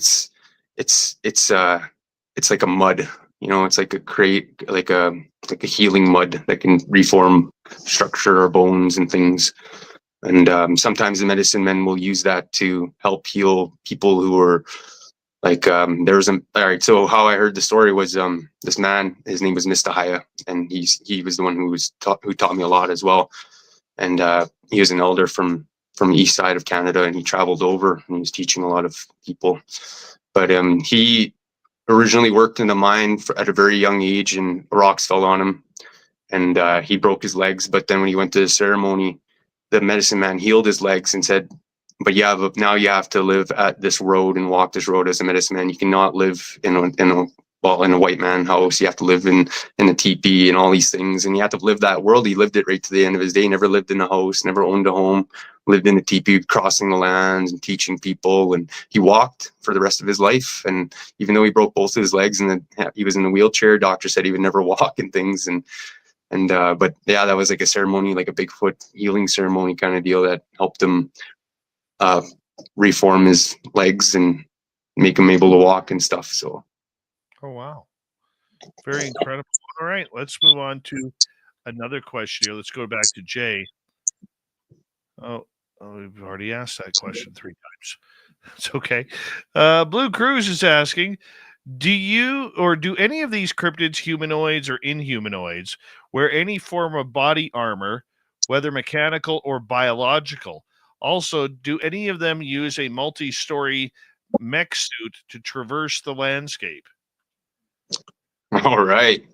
Yeah. All right. So when you start to get into more of dimensional like beings and stuff, there's a darker world that is more like mechanicalized, and those spirits tend to, they try to mix with within our dimension, and you do get some type of different influences out there from other ultra terrestrials that have utilized some of their technology in the sense of rewiring people's brain waves and things. The dimensionals I've encountered from ancient worlds and things like that, especially reptilians, they like to wear a lot of armor. There's been a few guardians that have worn leather armor. The thunder gods wear like a vest, a red vest, and they're red beings as well, and they're just built like they're like warriors, and like I said, there's a lot of them. They're just menacing, these thunder gods. But yeah, no, they have their own forms of energy and armor, and yeah, there's a lot of that out there. Oh yeah, weapons too. Moving on, let's go to Sandra. What is the scariest monster you have encountered?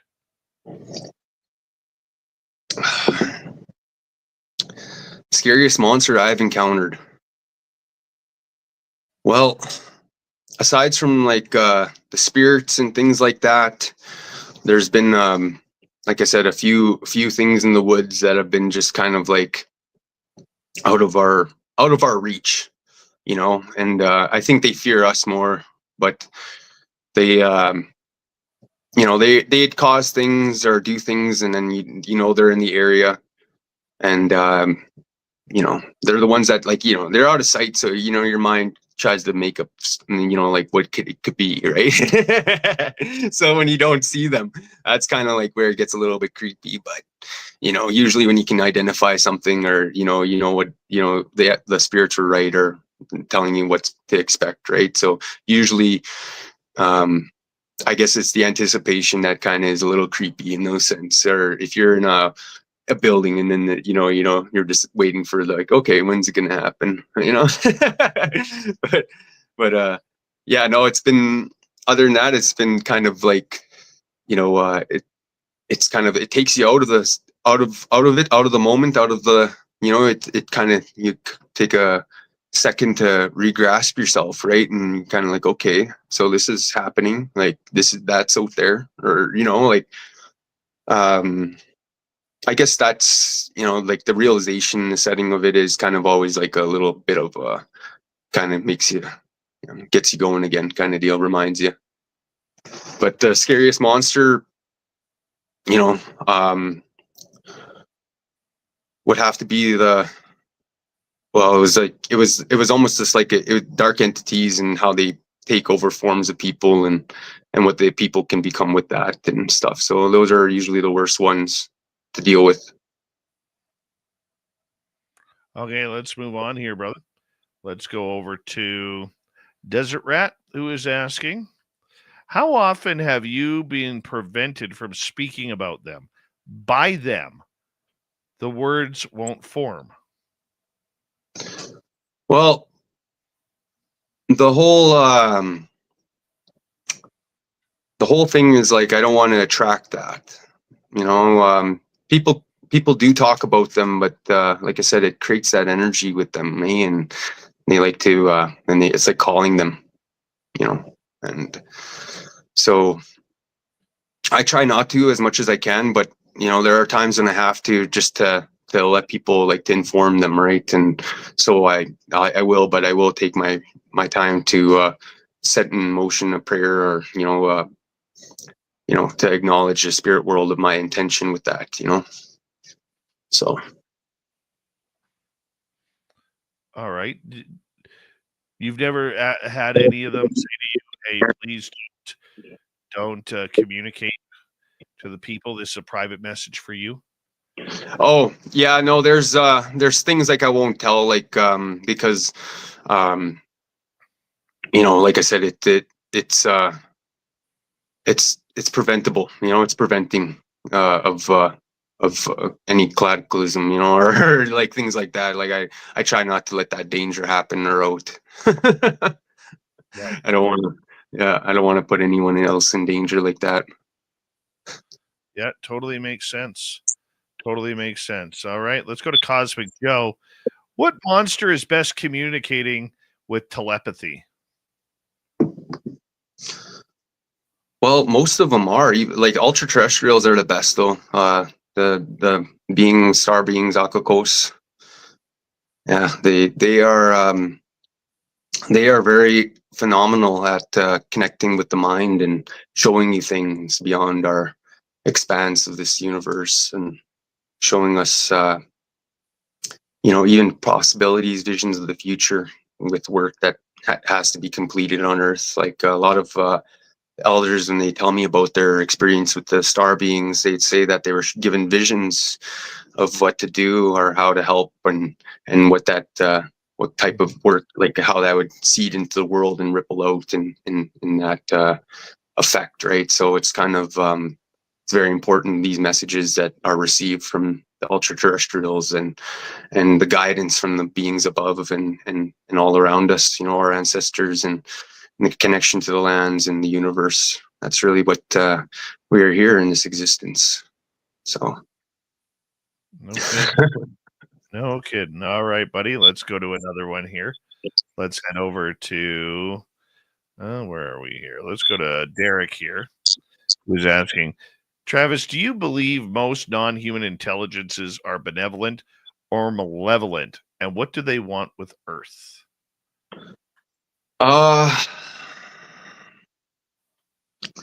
Most of them are.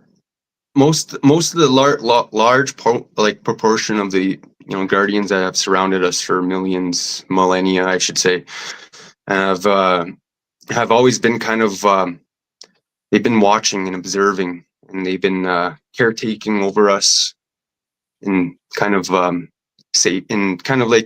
with certain people, they'll connect in certain technologies, kind of like guiding people in this human race. So they've always been there. They've been a big connection to us, and there's been a lot of them that have been there helping us, and then there's also been a lot of them that have been there nefariously as well, from other dimensions that have, some of them been kicked out of theirs and they've ended up here and manipulated their way into our society, and those ones are being cleared out. So that's what's what I've been hearing anyway. The ones that haven't had our best interests have diluted a lot of our beliefs in the true universe, and they want to keep that hidden so that we would never see that. But whether they like it or not, the universe has its plan, and the extraterrestrials, ultra-terrestrials that are out there watching over us have been very patient, and they're very happy with our progression. And everything's happening just as it's meant to. The way, go ahead. No, please finish up. Oh, they like I said, they plan to be with, like, help us, and they in the future here, in the next little while, they have things made for us out there for where we're going to go, and for the people that that have done the work to connect with them are going to be one of the first. I should say, to go out there and do this interplanetary exchange with this other galactic alliance, and they actually have a space station made out there for us to do this kind of integration with the rest of the species and colonies that exist around us. And we're going to get to know that history, and we're going to get to enjoy the evolving society and technology of our time, and that's all going to be reality. It's part of the it's been part of our prophecy for quite some time that the star nations are going to return, and we'd enter into the fourth level of our existence. We're in the third right now. All right, we got 4.5 minutes to go. Let's just continue on with our audience questions.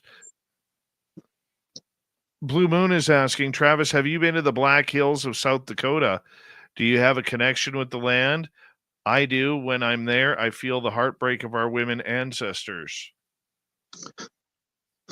Yes, yes, we still have a lot of connections out there. Some of the Cree forms of Cree are still spoken out there proudly. There's many dialects of Cree. Well, in our across our nations down to America.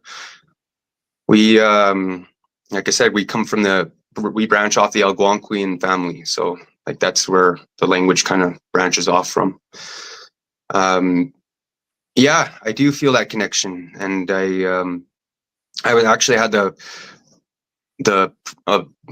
honor of speaking with one of Sitting Bull's descendants at one of the conferences last year, and got to talk with them about some of their stories and plans and things that happened prior to the Battle of Greasy Grass, or Little Bighorn, as most people know it.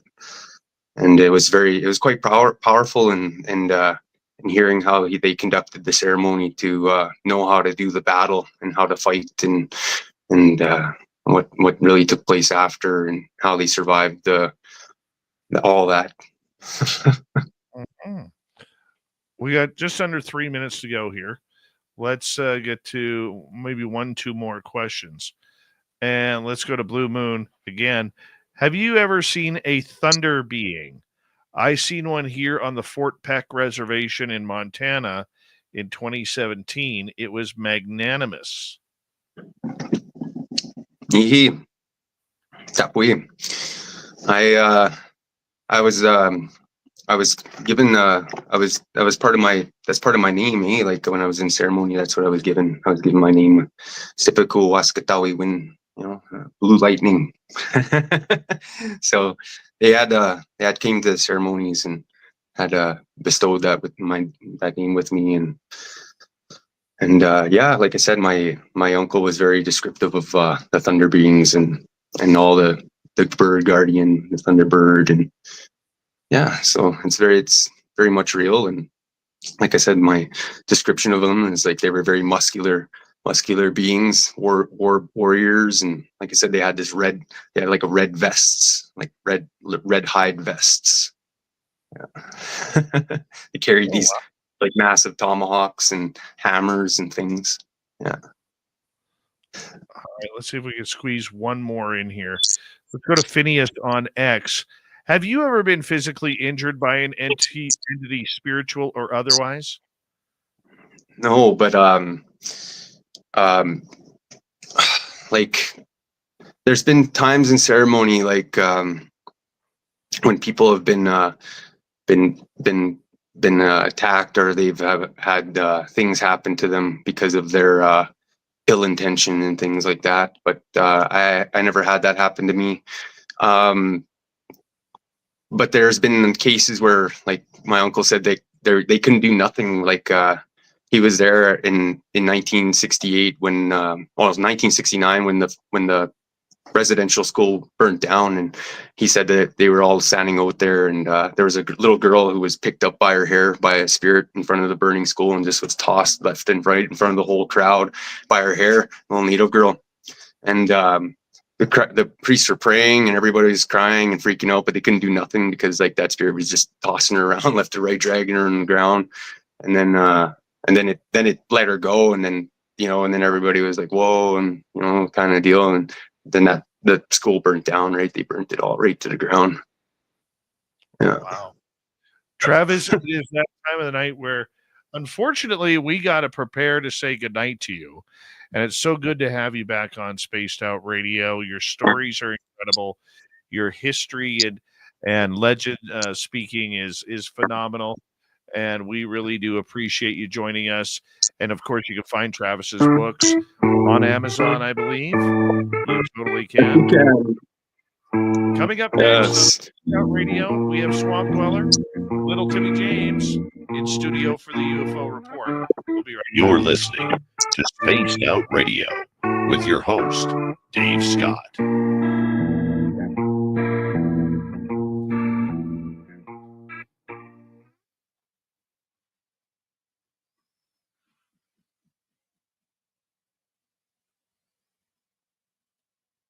All right, show those books again. In here, let me enlarge it. Oh yeah. Oh wow, look at that, right? We got the Mars Bug Wars. We got the Mars Bug Wars, the Forgotten Ones. Then we got the Mars Bug Wars, the Ultimate War Machines. Then we got Willier Moostoos, Ochita, the Buffalo Warriors, and the Tale of the Last Great War. This is based in the futuristic vision. Check it out now, 2040. It's all coming up. And here we go, Akakos. Here we go. Akakos Wichita, Star Warriors, and the Jupiter Lunar Bug Wars. And there is a sixth one out there as well available, but I have to get that yet in print here. I'm still waiting it. All right, buddy. Appreciate you. Much love, okay? Thank you so much, Dave. You have a great night, everybody. Take care out there, and thank you to all the ancestors that came before me and the four directions of light and all the spirit world that allowed me to come here and speak these wonderful tales and talk this legends up and, bringing back in that light of the universe. And thank you, everyone out there. Take care, and I'll see you again. Very soon. Hi. Many blessings. See you, buddy. All right, Travis Willier Moostoos. We'll be right back, everybody. God, I love that guy.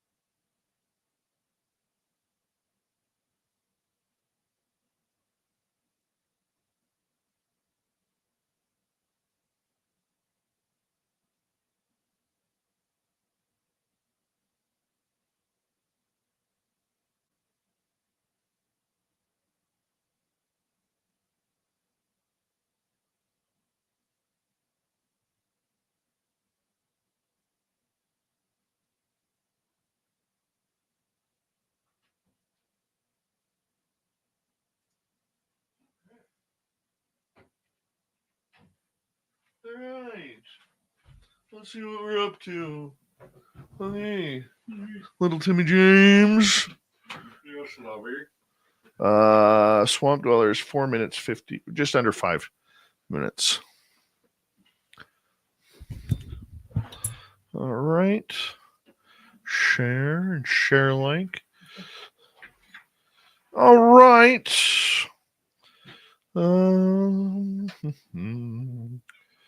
Travis was amazing tonight. Yeah.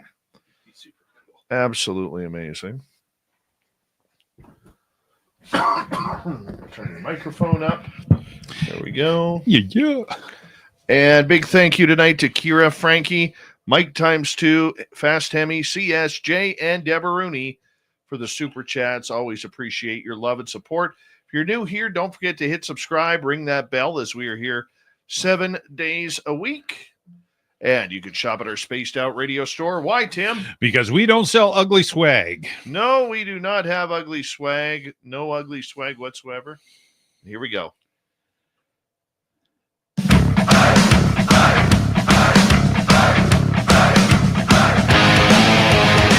and final hour of Spaced Out Radio is now underway. Good to have you with us. My name is Dave Scott. We always appreciate having your listening ears wherever you are on this beautiful planet we call Earth. Hello to everyone listening in on our terrestrial affiliates around North America, digitally on every major podcast network, our website, spacedoutradio.com. We have a plethora of features for you. Rock out to Bumblefoot, read the news wire, check out our swag as well. Follow us on X at Spaced Out Radio, Instagram at Spaced Out Radio Show, and on Patreon in the Space Travelers Club. The Desert Clam has set the password for tonight in the SOR Space Travelers Club. Lay Cessation. Lay Cessation is your password. Use it wisely, Space Travelers, as the Clam sets the password each and every night right here on Spaced Out Radio. Let's head to the swamp. Hello and welcome to Spaced Out Radio's Swamp. I'm Swamp Dweller, and tonight I'm going to take you on a mystic journey of the unknown, sharing tales of monsters, legends, and nightmares. Welcome to the Spaced Out Radio Swamp. My name is Bree. I am a 21-year-old female and I live in a small town in northern Ontario. The stories I'm going to share all took place in a house my family and I lived in until I was 13 years old. None of these stories are in chronological order, due to how young I was when they took place. The first story I will share was with my younger sister Mac, who was 2 years younger than me, and at the time I was about 6 years old. We were playing outside one summer day. The wind was blowing particularly hard, and our mother was watching us from inside the house. To give a visual of the layout of our home and yard, our house was known as the backward house, since it was built backward. So, our mother was able to watch us while doing dishes in the kitchen. There was also a massive hedge separating our house from the neighbor next to us, and there was a considerable distance between the hedge and our home. My sister and I were not playing any games, just running around and having fun as kids do. Suddenly, out of nowhere, I and my sister froze like statues. We both looked at each other and simultaneously looked at the space between our home and the hedge. To our surprise, there was a woman there. She was wearing a beautiful long green flowing dress and had equally beautiful, long, wavy red hair and was very fair. She seemed to float rather than walk and seemed fixed on where she was going. As quickly as we noticed her, she vanished into the basement wall of our home. My sister and I then took a look at each other, and honestly, we both looked incredibly puzzled. I did not want to say anything to her at first, because my sister was known to copy me, and I did not want her to say she saw something just because I had. After a few seconds of silence, my sister with tears in her eyes said, "Did you see that?" All I could muster out was, "Uh-huh." We then ran to our mom sobbing that some old lady had just floated into our home. My mom, not wanting to scare us, said, "Maybe it's your guardian angel, stopping by to make sure you're okay." That seemed to ease our nerves a bit, and we were soon back to playing around like nothing had ever happened. As I got older, the experiences in that home seemed to become more sinister. My bedroom had been moved into the basement, and I remember regularly seeing a dark shadow crouch in the corner of my bedroom at night. I had nightmares every other night and had a constant feeling of being watched all throughout the house. My mother would later admit to me, once we moved out, that she was even afraid to walk around the house at night and fears something being around the corner. Another story I remember vividly involves my brother, who is 7 years younger than me. My brother Gio at the time was about 2 years old. We were sleeping together. It was extremely late at night, and for some reason, I just could not fall asleep. To this day, I do not know if he woke up or said this in his sleep, but out of nowhere he says, Bree, do you see it?" "See what?" I reply. "The eyes," he whispered. "What eyes?" I asked, to which he points behind the door. Obviously, at this point I'm crapping my pants. I try getting him to repeat what he said, but there was no reply. I quickly picked him up and brought him into the living room with me, where we both slept on the couch. I have many other stories about this house, but I will end it on this one. I remember somehow I built up the courage to play downstairs by myself with my littlest pet shops. I was in my toy room that was attached to the laundry room in my dad's workshop. I had set up all my things in a little circle to make a town, and I was sitting in the middle of it. At the point this had happened, I was sitting facing the houses that were up against the wall. The light in the room I was playing in was placed above and behind me, so if someone walks in the room, a shadow would be cast on the wall I was facing. So as I was playing, I had an overwhelming urge to look up. When I did, I witnessed a shadow move from the right of me to the left of me, heading out the door into the rec room. My first thought was, well, maybe my dad was in his workshop and I didn't know. So I look up and out the door and there is no one there. I look back down at my toys and realize my dad is a bigger guy, and I would have heard him walking, and I would have seen him in the time I saw the shadow looking out the door. I book it up the stairs and get the hell out of that basement. As I said, I have tons of more stories that I will submit in the future. Thank you for sharing my story, Swamp Dweller. And if anybody in the comments has had any similar experiences, definitely let me know. All right. Thank you to Swamp Dweller for another great story. If you want more just like that, what you want to do is you want to go to his YouTube channel, Swamp Dweller, and check it on out. They're all free. He's got thousands of stories there for you. So just take your time, relax, and fall asleep to those. Let's go to the UFO report. That is an interplanetary flying space saucer.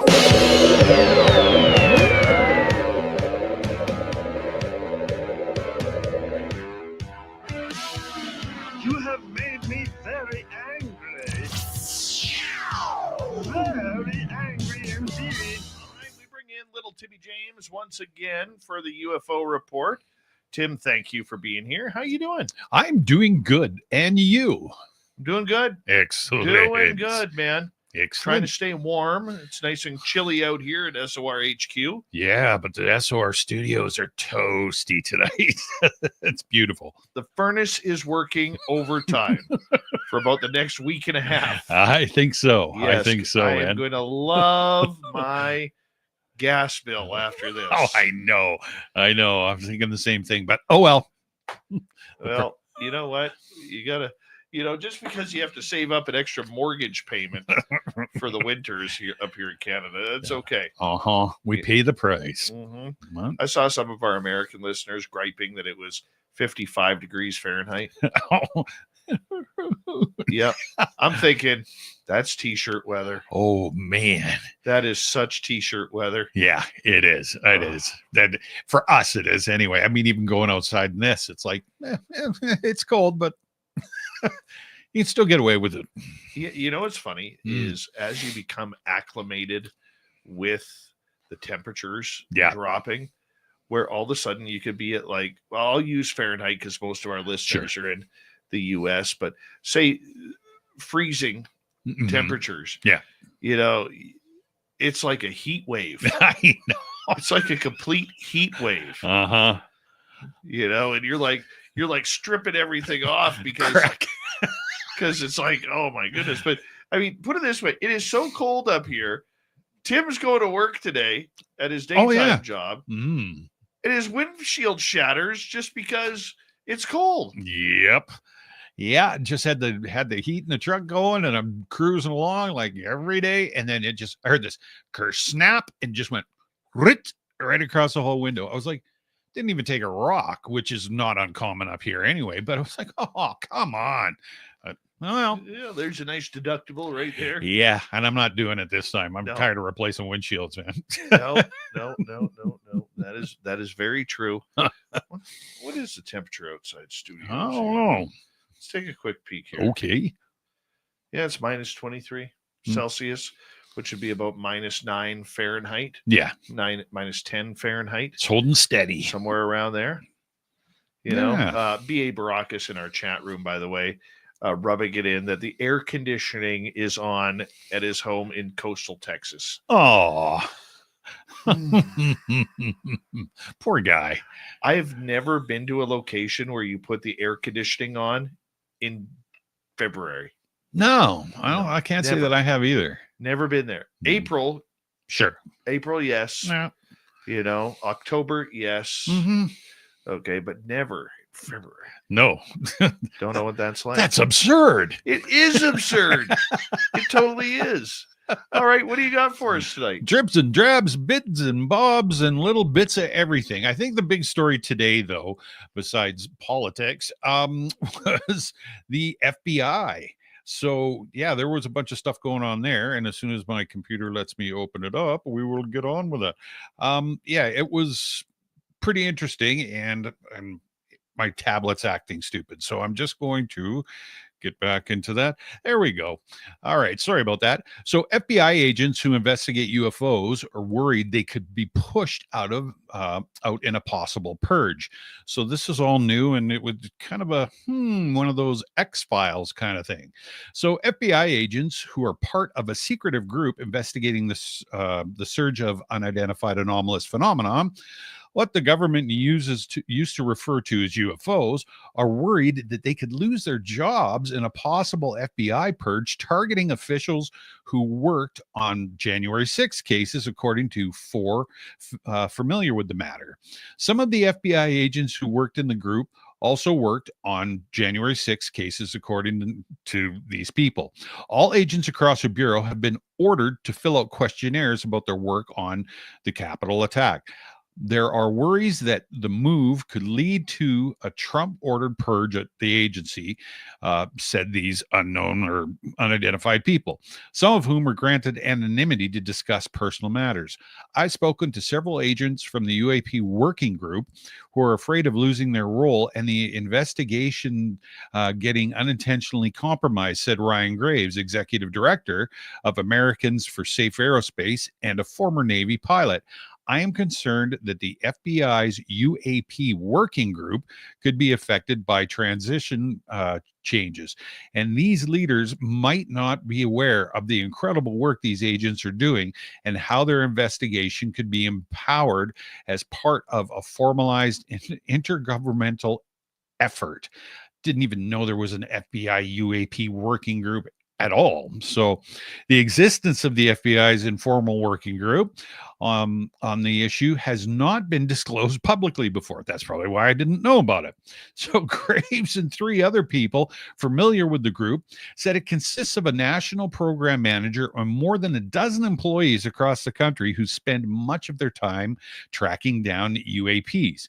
Graves said that for more than a year, his group has worked with the FBI team to refer interested witnesses, leads, and open source intelligence to help the Bureau's efforts to protect the country and the aviation industry from unidentified phenomenon.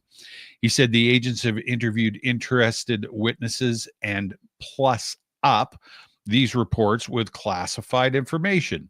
This FBI working group is uniquely positioned to investigate UAP due to their joint law enforcement and intelligence authorities, he said, adding he was deeply worried that the agents key to the investigation of UAP could be removed, which would undermine the Trump administration's commitment to take the U out of UAP. While we have no comment on any questions regarding the FBI personnel matters. The FBI investigates UAP when there is potential for a violation of federal law, particularly unlawful acts that could adversely affect our nation or national interests, and to gather, share, and analyze intelligence to combat security threats faced by the U.S., the FBI said in a statement.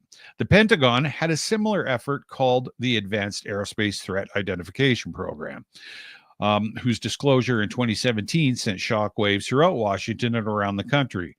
Since the revelations that the military was compiling mysterious incidents of UAPs, there has been a bipartisan push in Congress, as we know, to require the government to be more aggressively and investigate them. Many of these legislative efforts were led by Senator Marco Rubio, who is now Secretary of State. Advanced objects demonstrating advanced technology are routinely flying over our restricted and sensitive airspace, posing a risk to both flight and safety and national security, he said on Twitter in 2023. Other key appointees of the Trump admin have also advocated for investigating unknown objects in the sky. CIA Director John Ratcliffe, who was Director of National Intelligence in the first Trump administration, said on Fox News in 2021 that there are a lot more sightings than have been made public.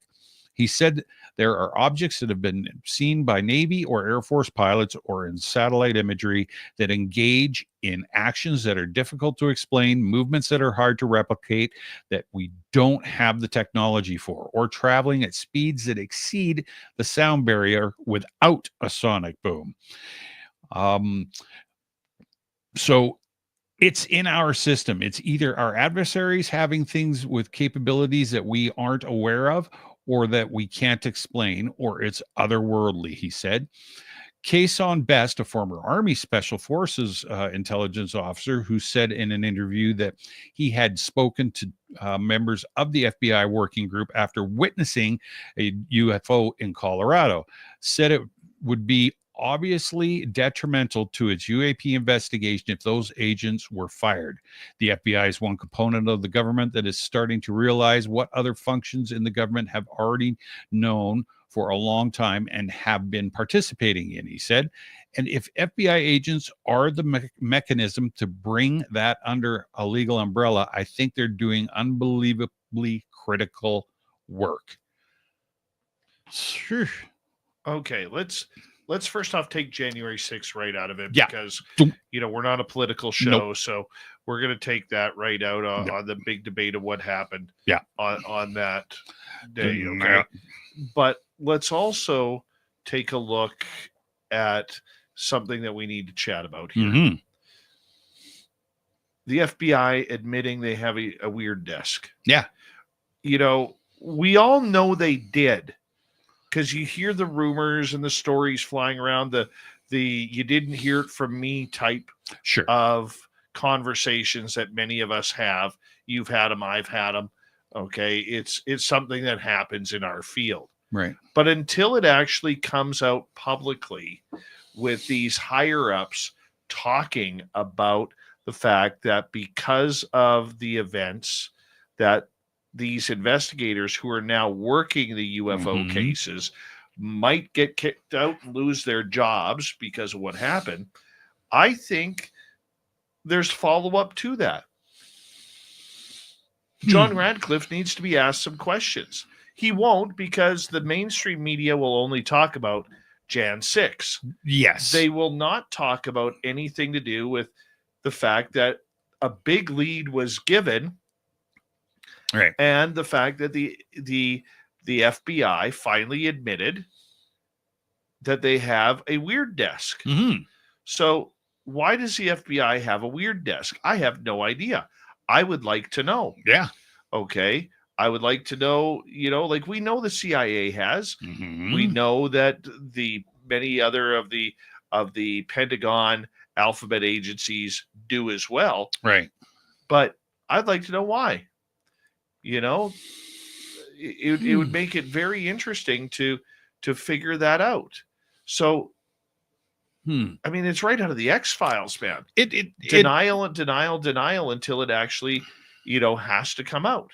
Well, and that's what surprises me too, is all of a sudden, okay, so never mind. Well, I shouldn't say never mind, but besides the fact, let's take a step back. Besides the fact that there is a weird desk, I mean, and a lot of people and most of us kind of thought that there was. Is this all it takes to disclose this stuff?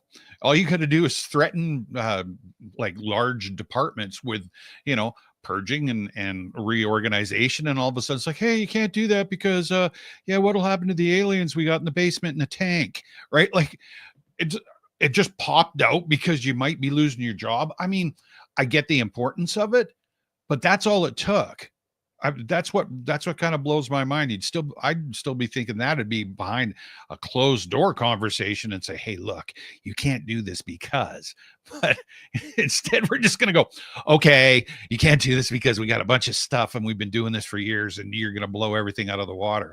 I was like, interesting. But here's the other part that we also need to talk about when it comes to this particular topic. Right. A lot of the people who Trump has in positions now, okay, especially with Kash Patel and John there, I forget his last name. Yeah, I know who you're talking about. And what was that guy's name who's running the FBI now? Oh, yeah, now I gotta go back with him. All of a sudden yeah, I'm blanking out too. Yes, what's his? Oh my goodness. Ryan Graves? No, he's a fighter pilot. Yeah, that's right. I can't remember. Anyway, either way, yes. They are UFO people. Mm-hmm. They are people who have had a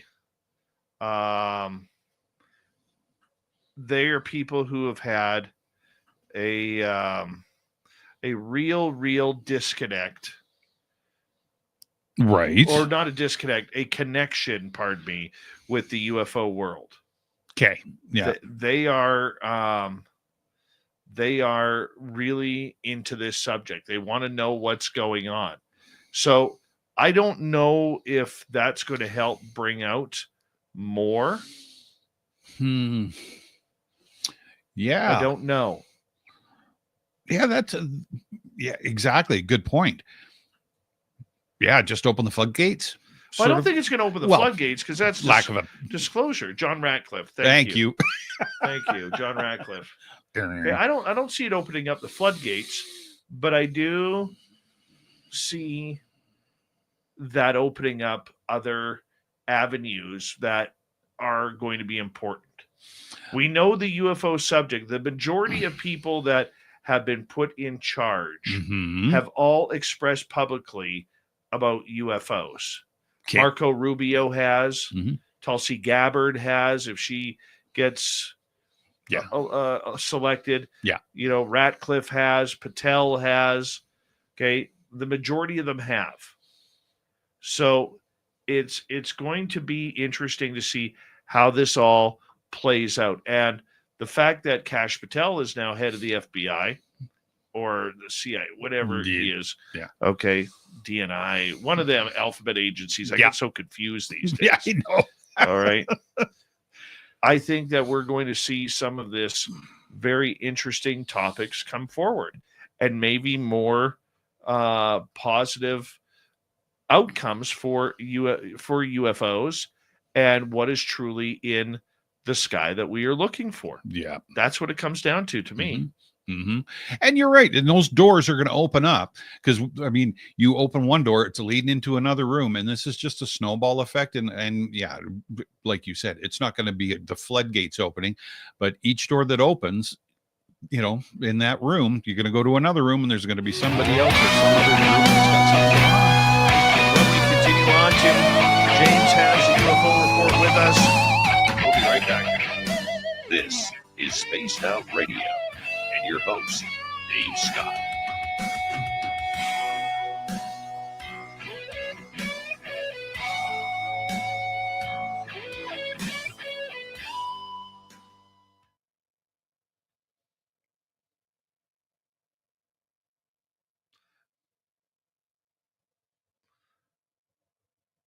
Vanessa, you're at about a 10 right now on the politics.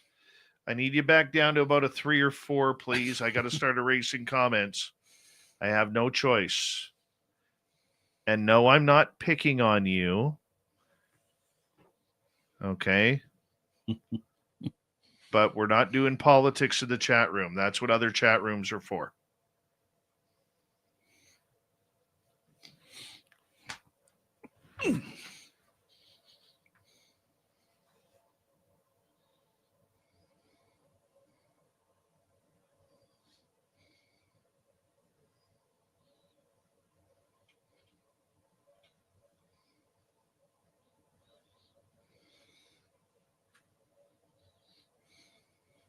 I already did that, Vanessa. I'm way ahead of you. Way ahead of you, beautiful. Way ahead. Bobbert Gray, how you doing? I've always wondered how you get Bob from Robert. Bill from William. That's Dick, another one. Dick from Richard. Never mind. No word of a lie. Mm. Playing minor hockey way back in the day. No. Okay. Coach Harry Dick. Oh, man. Yeah. I would change my name. Yeah. I worked with a guy that was a Hillbilly Herb. Called him a hostler. Just moved vehicles around. He was a shop guy. First, and I swear to you, man. First name Phil, last name McCracken. No. I shit Get you. a Phil McCracken, eh? Yeah, a real one. Uh-huh. I was like, oh. Hi, gorgeous Shelley. How are you? Who's coming to Vegas with Tim and I? I'm going with me and Hey, you. you want to go? Sure, let's go. We're going. All right, we're done. May 1st to 5th. Yep. It's official. We have flights. We have flights, people. Yeah.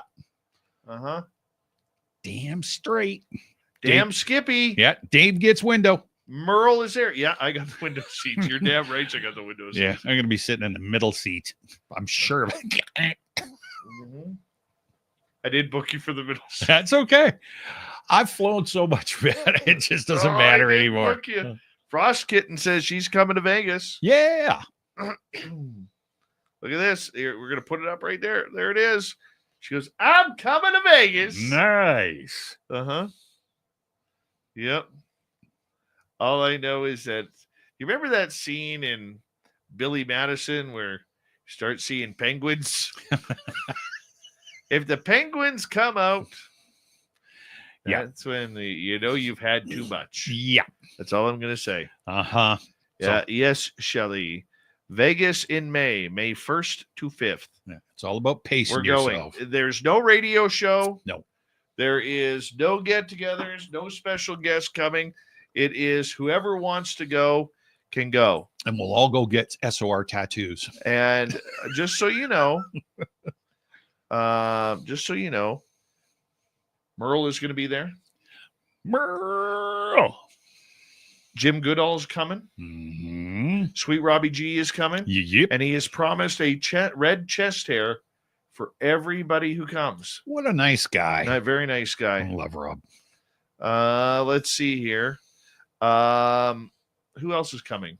Kira. Kira's coming.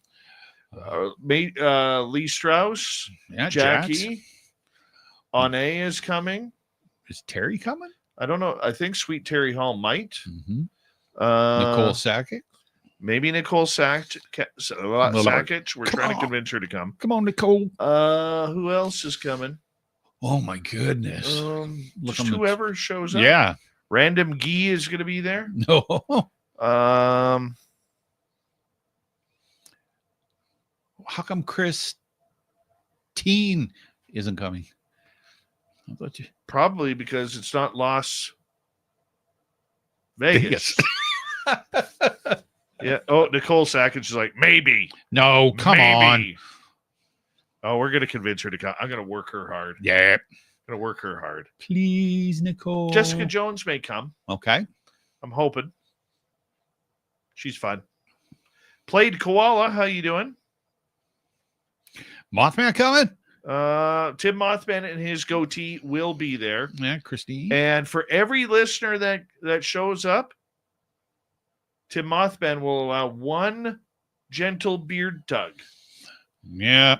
per person. Tim likes a gentle tug. That's what I've heard. Yeah, one gentle goatee tug for Tim Mothman's goatee. It's true. Thank you tonight to our super chatters, Frankie, Mike ×2, Jay, Deborah Rooney, Fast Hemi, and the lovely and talented Kira. So, yep, come hang out with us in Vegas. We're staying at the Orleans. Mm-hmm. Don't know where we're partying yet, but Taco Bell is on order. What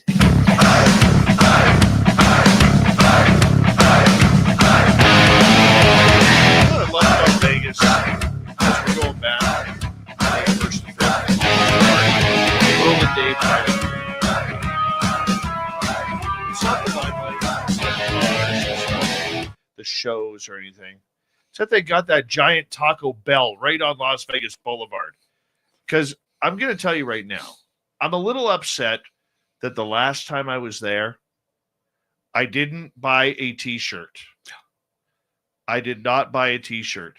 So now it's revenge. Not only am I going to eat the hell out of that place, I'm going with a t-shirt. Attaboy. Yeah, I'm leaving with a t-shirt or a hoodie, maybe even a hoodie. Ooh. Yeah, I can't get too much, though, because I'm only bringing carry-on. Yeah, true. All right. My name is Dave Scott. This is Spaced Out Radio, the final half hour. We got the UFO report. Little Timmy James, before we bring Tim back in. We do want to remind you that if you've missed most of this show or others, you can check out our free archives by going to YouTube or any major podcast network. Our website, spacedoutradio.com. We have a plethora of features for you there. Yeah. Rock out to Bumblefoot, read the news wire, check out our swag as well. Follow us on X at Spaced Out Radio, Instagram, Spaced Out Radio Show, and on Patreon in the Space Travelers Club. Here we go, Little Timmy James. UFO report continues on. What do you got for us, Chief? Well, Dr. Stephen Greer has put out a warning for all of us. And this came out just recently. So Dr. Stephen Greer revealed a shocking news. Intercepted messages from non-human beings reportedly warn of possible war with humanity. Dr. Greer says humans have been targeting their crafts, causing harm, and capturing their beings using advanced military and corporate technology. These technologies are so advanced that they are almost identical to the crafts used by non-humans. According to Greer, the greed of wealthy individuals who want to reverse engineer alien tech for profit is worsening the problem. He warns that continuing these aggressive actions is causing tension with peaceful civilizations in space and other dimensions. The non-humans have given a warning and a threat. Humanity must stop this behavior. Dr. Greer suggests a solution. He recommends that the U.S. government issue an executive order to pass laws to completely stop the use of weapons and forced tactics against these beings. He emphasizes the need for peaceful cooperative contact instead of using force to acquire more technology. He also highlights the importance of disclosing existing advanced energy technologies for peaceful purposes. Special forces teams, separate from the military, are prepared to enforce these changes. However, they need legal authorization from Congress and the president to act. Dr. Greer encourages people to contact their leaders, urging them to approve his proposed executive orders and laws. He plans to release a detailed briefing document for public review to shed light on this situation. I got a couple questions about that. Okay. Number one, does he have a hotline to the aliens? Are they on speed dial? Could be. Right? No, I'm not even being sarcastic here, but I mean, that's a little bit hard to take. If you're going to see the problem with Greer, one of many, thank you, is this. If you have sources within the government that are telling you this, break it down that way. Yeah. With this subject, if you want the public to follow you, you cannot be authoritarian about it. Right. if you're going to make a statement saying that the aliens are getting ready to attack, okay, I'm not going to be one of these, where's your proof? Yeah, no, I get it. But if there's a big statement like that, you need to be able to do journalistic homework on that in order to really show that there is something serious. Yeah. He doesn't mention his sources in the Pentagon. He's talking the way that's written, okay, like the aliens themselves sent him a text message saying, hey, we're getting upset here. Yeah. Okay. Did he get it in a meditation? That's possible. Sure. Okay. Did he get it through telepathy? Possible again. Did they send him a note? Right. And, I mean, here it is. I mean, this is the type of stuff that makes our community look foolish. Yes. All Agreed. Right? I got a problem with that. Now, if he comes out and says, my government sources have told me that they are worried about an alien attack because of the way we are going hard against their own craft. Where are these wars taking place? Are they in the Van Allen belt or whatever it's called? Are they in the Kuiper belt? Where are they? Because we're not seeing them here. It's not New Jersey, people. No. Okay, because nothing was shot down in New Jersey. So where is this happening? See, that's the problem. I shouldn't say the problem. Like, I'm just reporting the news. I have my own opinions, but I'm keeping them. I would keep them out until the story's done and we can banter. But this is one of the issues that I have with Dr. Stephen Greer. I'm not saying that he doesn't know what he's talking about. I'm not saying that he's a wingnut. I'm not saying any of that. All I'm saying is he comes across like he has his thumb on the pulse, which he may, in every different direction that's out there. And he does come around and he's got a bit of a pompous attitude when he sits down and he explains it. And that also bothers me as well, because again, where is it coming from? Who is it? He's a big trust me bro guy as far as I'm concerned. And it wears thin and it does make things look bad because, the way he comes across, it kind of makes him sound like stuff's a little bit scattered upstairs. My opinion. All right. Well, let's move on because I know there's a big story about Chris Bledsoe. Oh, gee. So, yes, Mr. Bledsoe. I guess, what is it? I always forget his name. Sean Ryan. Thank you. Sean Ryan has decided to put out the interview that he did with Bledsoe. I guess back in October they taped it or something like that. But last week he wasn't going to put it out. Refused to put it out. Nobody knew why. And then all of a sudden was, I guess, this morning or sometime during the week, he decided he's changed his mind. Now, in all fairness, I'm not going to stumble over this because Dave knows more about this than I do. So I'm not going to pretend I know what's happening all the way through this. Well, basically, okay, Chris Bledsoe, and I know just for our listeners, Tim is still quite new to this. Yep. He's still learning the names of the game and everything like that. Okay, so we're going to give him a little bit of a reprieve on this one. Thank you. As many of you know, we've had Chris Bledsoe on the show a couple of times before. He is, today's, Whitley Strieber of a few years ago, except without the anal probing. Okay, he's an experiencer. He's a very religious man. Never asked for anything about this. His experiences led him to be going bankrupt. He lost his business because people were laughing at him that his own church kicked him out. Oh, wow. Because of the experiences he was having.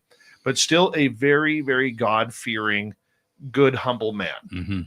Okay. His experiences are so often and very, very studied by not only university professors, but by members of the United States government as well. And this is something that, with summoning and with filming. He goes out every night and he claims he can film UFOs. Mhm. And he's done it many a time with people there. His critics will say, oh, it's all BS. Look at it. It's just satellites in the sky or Right. dots in the sky. But that's the way they do things, the critics. You know, Yeah. they're armchair critics, just like armchair quarterbacks. Mhm. Why didn't Patrick Mahomes throw it to Kelsey on that play at 3rd and 2? Right. Right?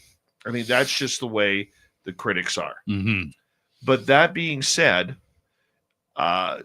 he did this podcast recording with Sean Ryan and Chris's son Ryan as well. Lots of Ryans involved here. Perfect. And then all of a sudden it came out last week that Sean Ryan was not going to put the show out. Right. And he said he doesn't want, basically saying he didn't want to be involved with this story. Okay. Now, many people on X speculated that Sean Ryan, who's a former Navy SEAL, has millions of followers on YouTube, Mm-hmm. and does an interview type of format on his podcast, like a toned down Joe Rogan experience. No. Okay. Okay, but dealing with a lot of military, government, and even UFO issues. Cool. I like the show. I think it's a great program. I'd love the opportunity to chat with this guy because he seems extremely intelligent. Right on. With a lot of the subjects. You know, that being said, I don't know how prepared or how big his team is to help him be prepared for that. Mm. But nonetheless, I think he does a great job, and it's a great production. I would encourage people to check it out. And in fact, there's a lot of times after we're done here that I will check it out myself to if it's a topic that's similar to what we want to talk about. Sure.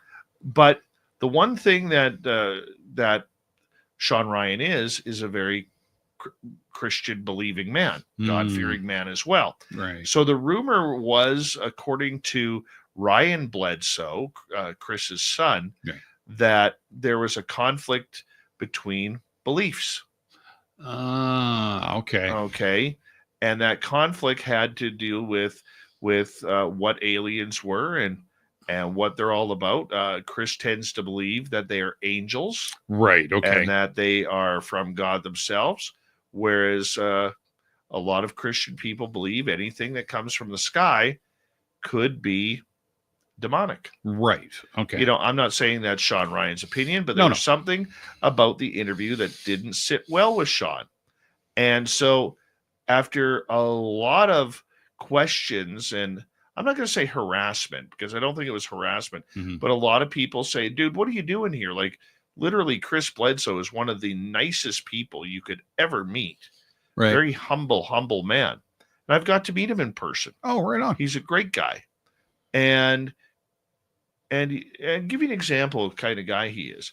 He in 2020 in San Francisco for UFO Con, coincidentally, the same UFO Con I met Science Bob at.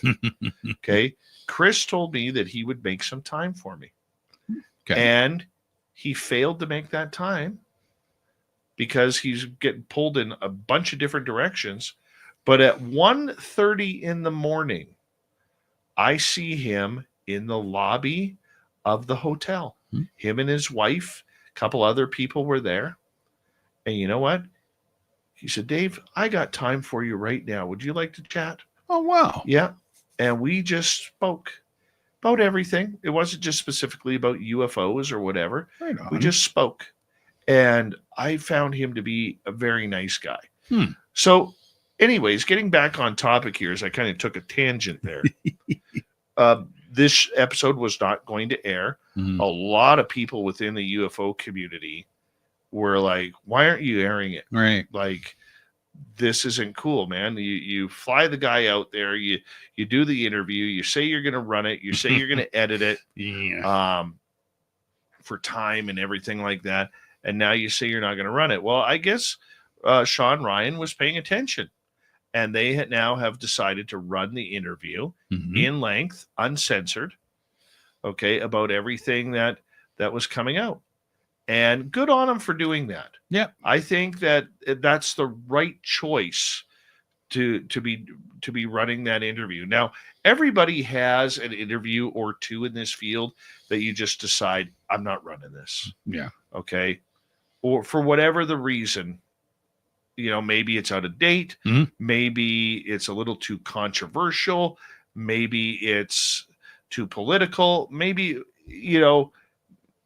there's always reasons. Yeah. And when you look at that and you sit back and you realize that there are different reasons why hosts will make the choice or not make the choice. That's why I like going live. Like Right. everything we do is live. Mhm. Okay. So if it happens on the air, there's no editing. There's no, hey, we may miss some questions. Yeah. Okay. But at least we're doing our best. And the audience, whether you're on radio or whether you're watching on podcast or YouTube or wherever, the audience is getting the real version of the show. They're not getting an edited version. They're getting the real version of what we are discussing that night. Makes sense. So this whole controversy, as much as it is one, isn't really a big one. It is because Chris Bledsoe. Mm-hmm. And, people like Hal Puthoff. I was talking to a lady. Here's a story. I was talking to a lady a couple years ago, okay, who I know very well. And very, very nice lady. And she is involved in production. Okay. In Hollywood. And I had her having this conversation. I said to her, I heard a rumor about Chris Bledsoe getting his life threatened by an American agency. And in LA, that if he went to LA, that he would basically be assassinated. Oh, gee. Killed. Okay. Okay. And he was told not to go. So he wasn't going to go because of the threat, but then he got word from people within the agencies that study him that he doesn't need to worry. He is very protected. Okay. So this one night in LA, my friend, along with Chris, and I've asked Chris this story on the air, and he says it's completely true. They went for dinner, and the entire block of that restaurant in downtown LA, every corner had black vans, black SUVs, and men with machine guns. Oh, holy. He was very protected. You think? And there is also word that Chris Bledsoe, who claims to have healing powers since he got involved with the phenomenon, that some of his healing powers have actually, the cases have been studied by members of the Vatican. Oh, wow. Yes. Holy. And they have apparently there are a few people within the Vatican who have a very, very keen interest on what Bledsoe has to say, because one of the characters, I'm going to say character, sure, but I mean being, sure, that Bledsoe communicates with is who he calls the lady. Oh, right. I've heard of this. Okay. Now the lady is, I'm not sure if it's supposed to be the Virgin Mary, right, or another female deity of strength and compassion. But this lady is apparently the one who communicates with him.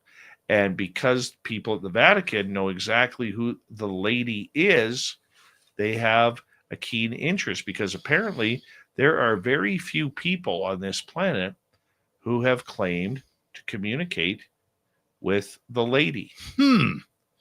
So it's a very interesting story, to say the least. So I will say this, good on Sean Ryan, and the Sean Ryan podcast for going against their word, where they said they were not going to run it, for changing their mind and now running that show. We got 2 minutes left, Tim. What do you got for us? Well, a little bit of something, nothing major, but I'm surprised to me. This is about Jake Barber. So it says Skywatch is doing demos for the new director of Arrows, summoning in the eggs. Jake, this is his quote, since we've left the program and reorganized, and they're now working with Arrow, I can make the egg show up, and we have. And we've demonstrated it post-program, and we did it in August. Yes, we can summon the egg. We've tracked it in broad daylight, the egg moving at 10,000 miles an hour. So based on range, and it comes in when we've at precise timing. What's that? And it comes when we've at a precise timing, when we've asked for, when we're doing demonstrations for the new director of Arrow. They're fully privy. They've seen our videos, they've seen our data and our report. So now Arrow is out with Good on him. Yeah. So he's going to summon eggs, or I'm not trying to make fun of it. Shouldn't say it like that. So he's going to be summoning. He can bring these in. So I know that I'd heard a little bit about that he said that he could, and there was some stuff that Ross Colehart had showed in a bit of a video, but now it's becoming a, hey, come on, I'll show you how it's done, or we'll show you what's going on. Now Arrow's in on it. Arrow should be in on it. You think? Yeah. And the funny part about it is, people have been summoning UFOs for years. Mm-hmm.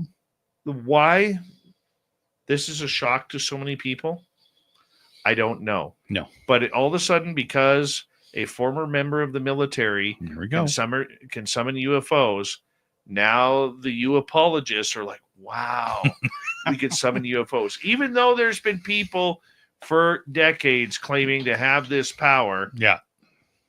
It's not official until a UFO whistleblower comes out and says it. And I'm not saying that as a shot to Jake Barber, but a shame to the community that has denied experiencers. Mm-hmm. And just because the person has a military background on their resume, that all of a sudden won't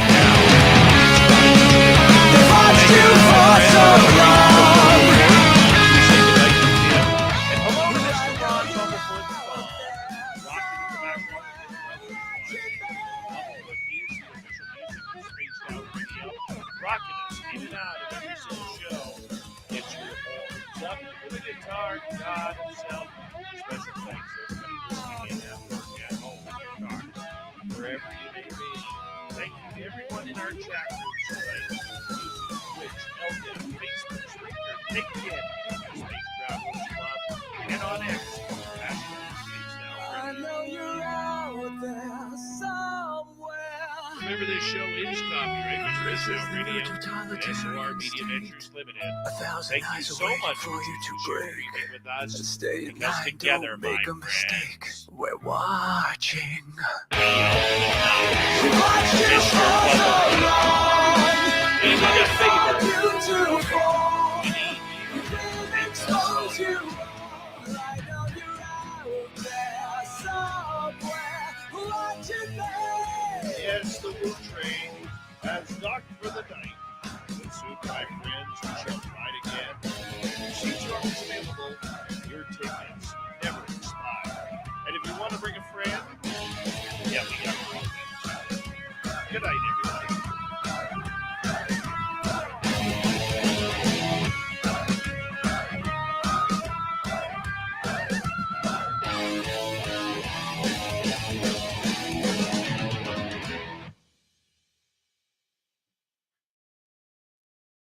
That's a good show tonight. Mm-hmm. Very good show. Yeah. Very, very good show. Yeah. Yeah. Yeah. Mm-hmm. Hi, Nicole Sakic. Hi, Nicole. Coming to Vegas? Coming to Vegas? Coming to Vegas? Come on, Vegas. Are you? Are you coming? Are you?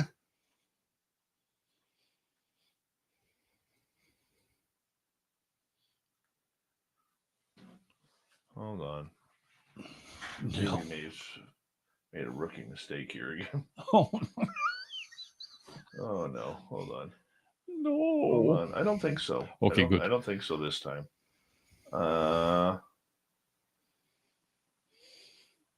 You two need to sing. No, Okay, I stopped it. So where does it go? yeah, this okay. Is this what happened to us on Wednesday? That's what happened. Son of a Same bullshit happened again.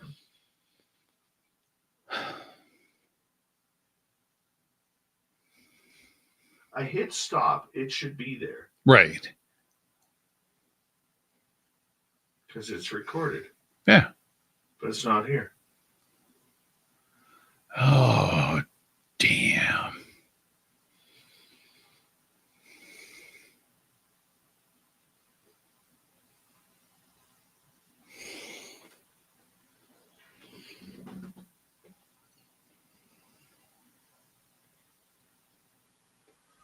Hmm.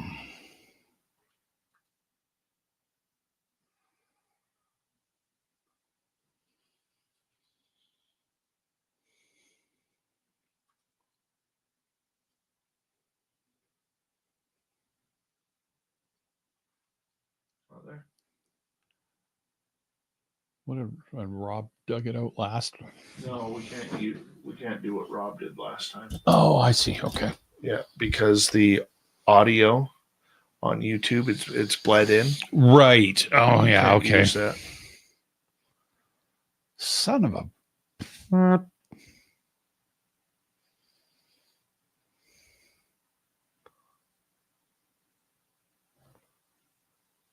Because I hit stop, and then I accidentally X'd out of the plan.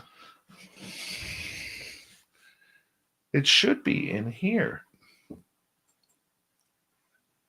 It should be in here, but it's not.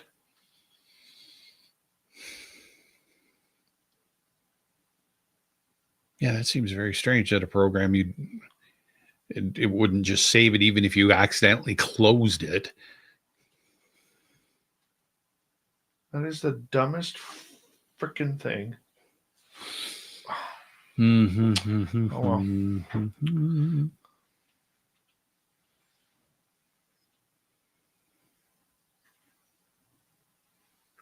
Unbelievable. Unbelievable.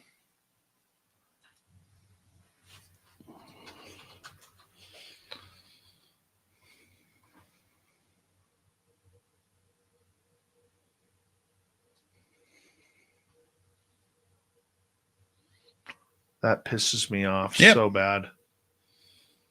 Mm-hmm. Shit.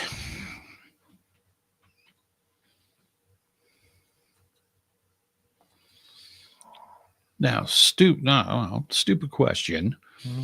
When you set this up and you go to close it or save it, when you're first initially setting it up, do you send the file or the recording or the show to a certain file? Automatically gets directed that way? No. Okay. Yeah, you hit record Mm-hmm. and then you stop the recording. Yeah. Okay. And I forgot to hit the button to move it over to the.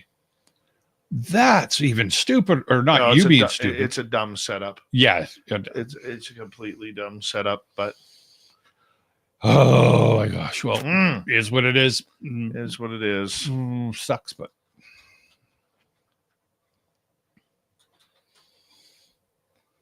well, we're just gonna pinch one off here from our free archives.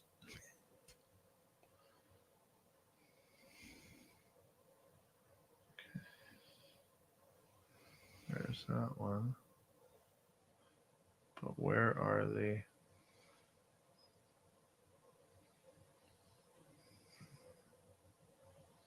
Just give me a minute here. So the show would have been from a couple weeks ago, and now I can't use it.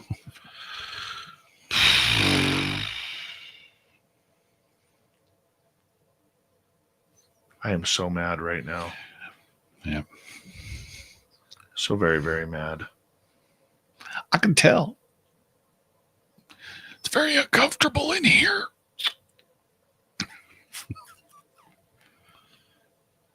Yeah, that is, with all seriousness, that's a freaking piss off. How do I get that? It just causes me more work for no reason. Yep. It's ridiculous. Oh, that pisses me off. What a rookie mistake.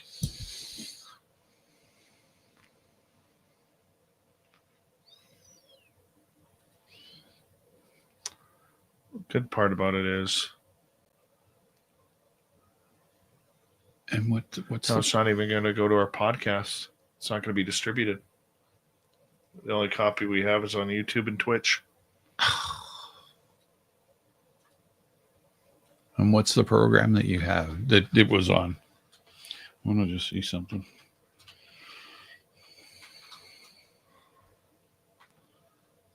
Oh, man. Oh, well.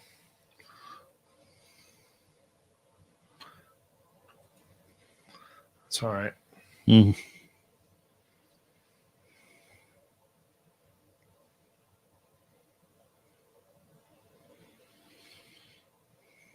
I just don't want to have to run another backup. You know what I'm saying? Yeah, of course. So that makes total sense. What's the platform that Spreaker. That's what I thought. Okay. It's not there because when I tried to find the other one, because it wasn't saved. Wasn't saved. Understood. Yeah.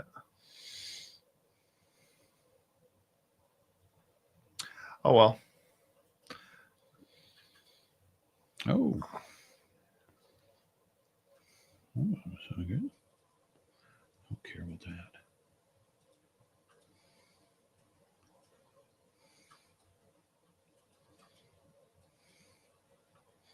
That's not what I wanted.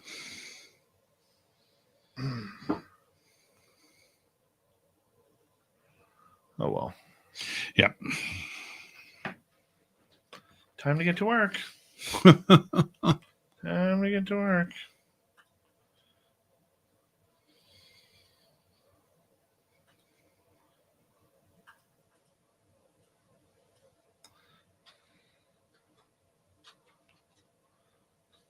That's 5 minutes. I won't go.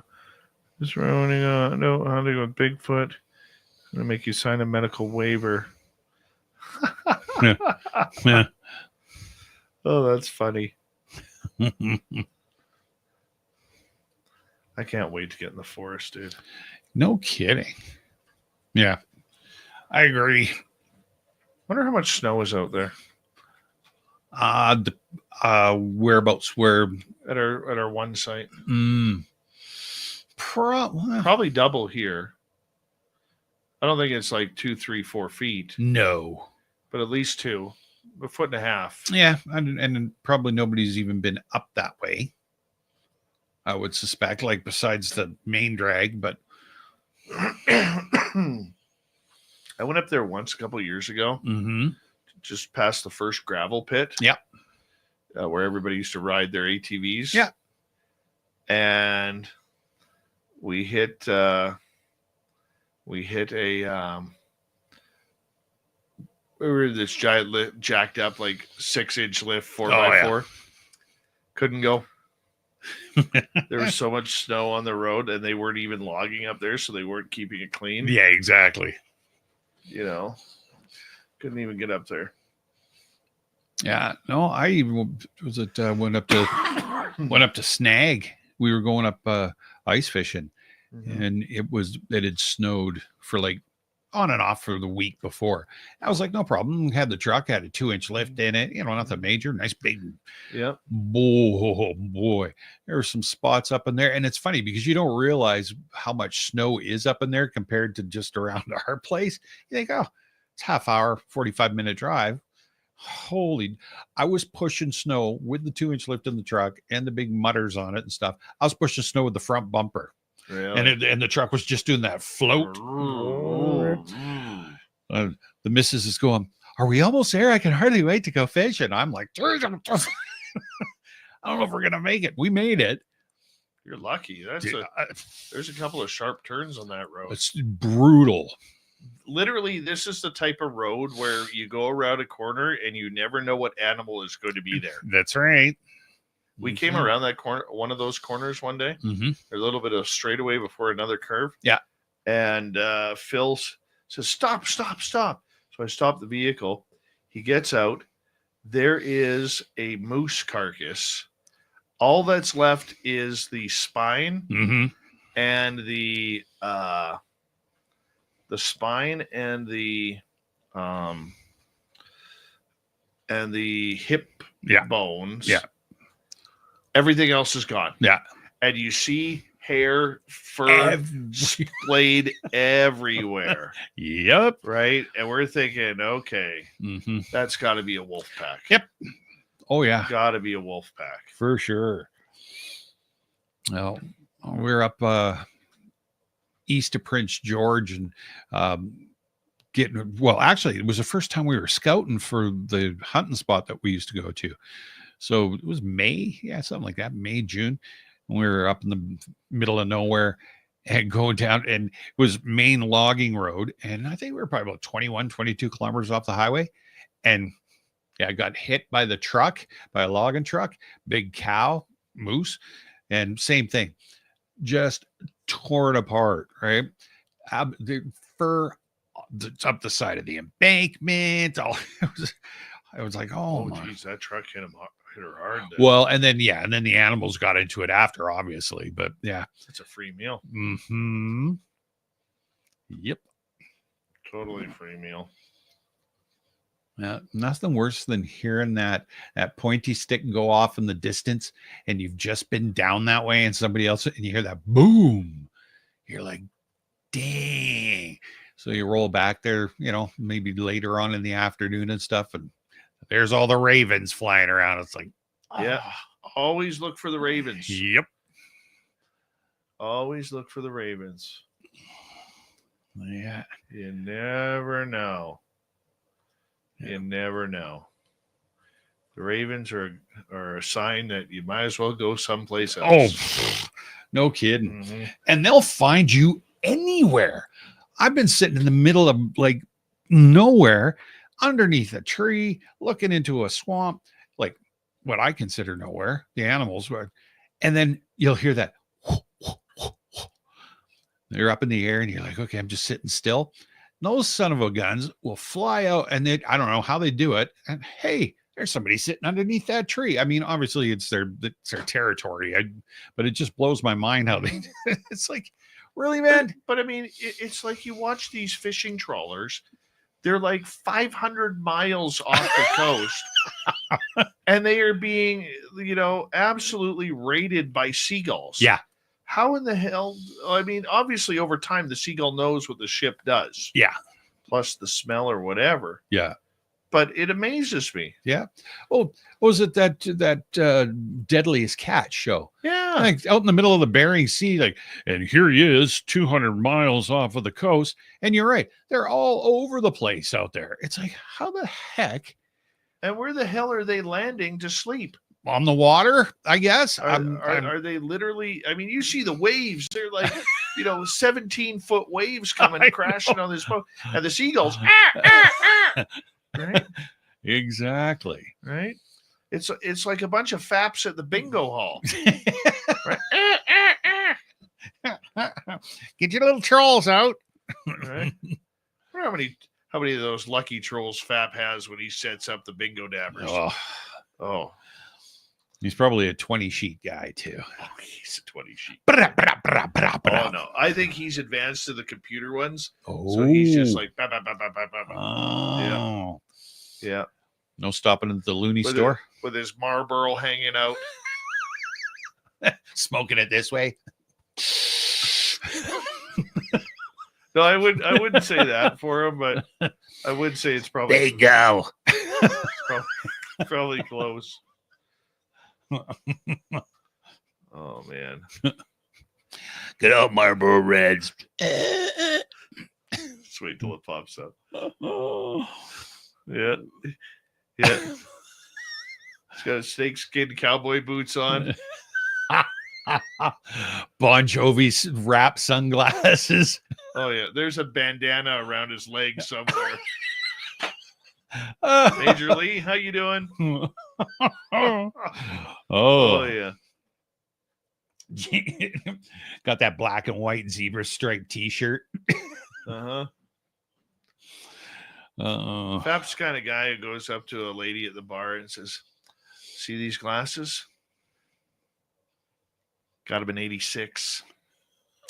Corey Hart concert. And I wore them at night. What's your story?" Oh.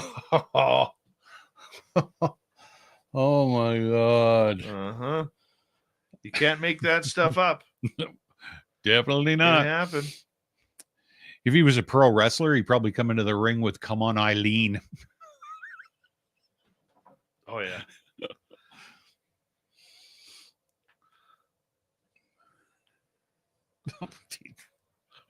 Deb, what did I do? Why do I need piranha for my tub? Dave. What? Uh-huh. You know who else likes a good game of bingo? Nicole Sakic. Does she? Oh yeah. She's a bingo player. Yeah. Bingo mama. At least 2 to 3 times a week. Really? Yeah. That's her R&R away from the UFO world. Huh. Oh. Mm-hmm. Hmm. She loves a good G56. It's her favorite, apparently. I like the free square. Oh God. Mm-hmm.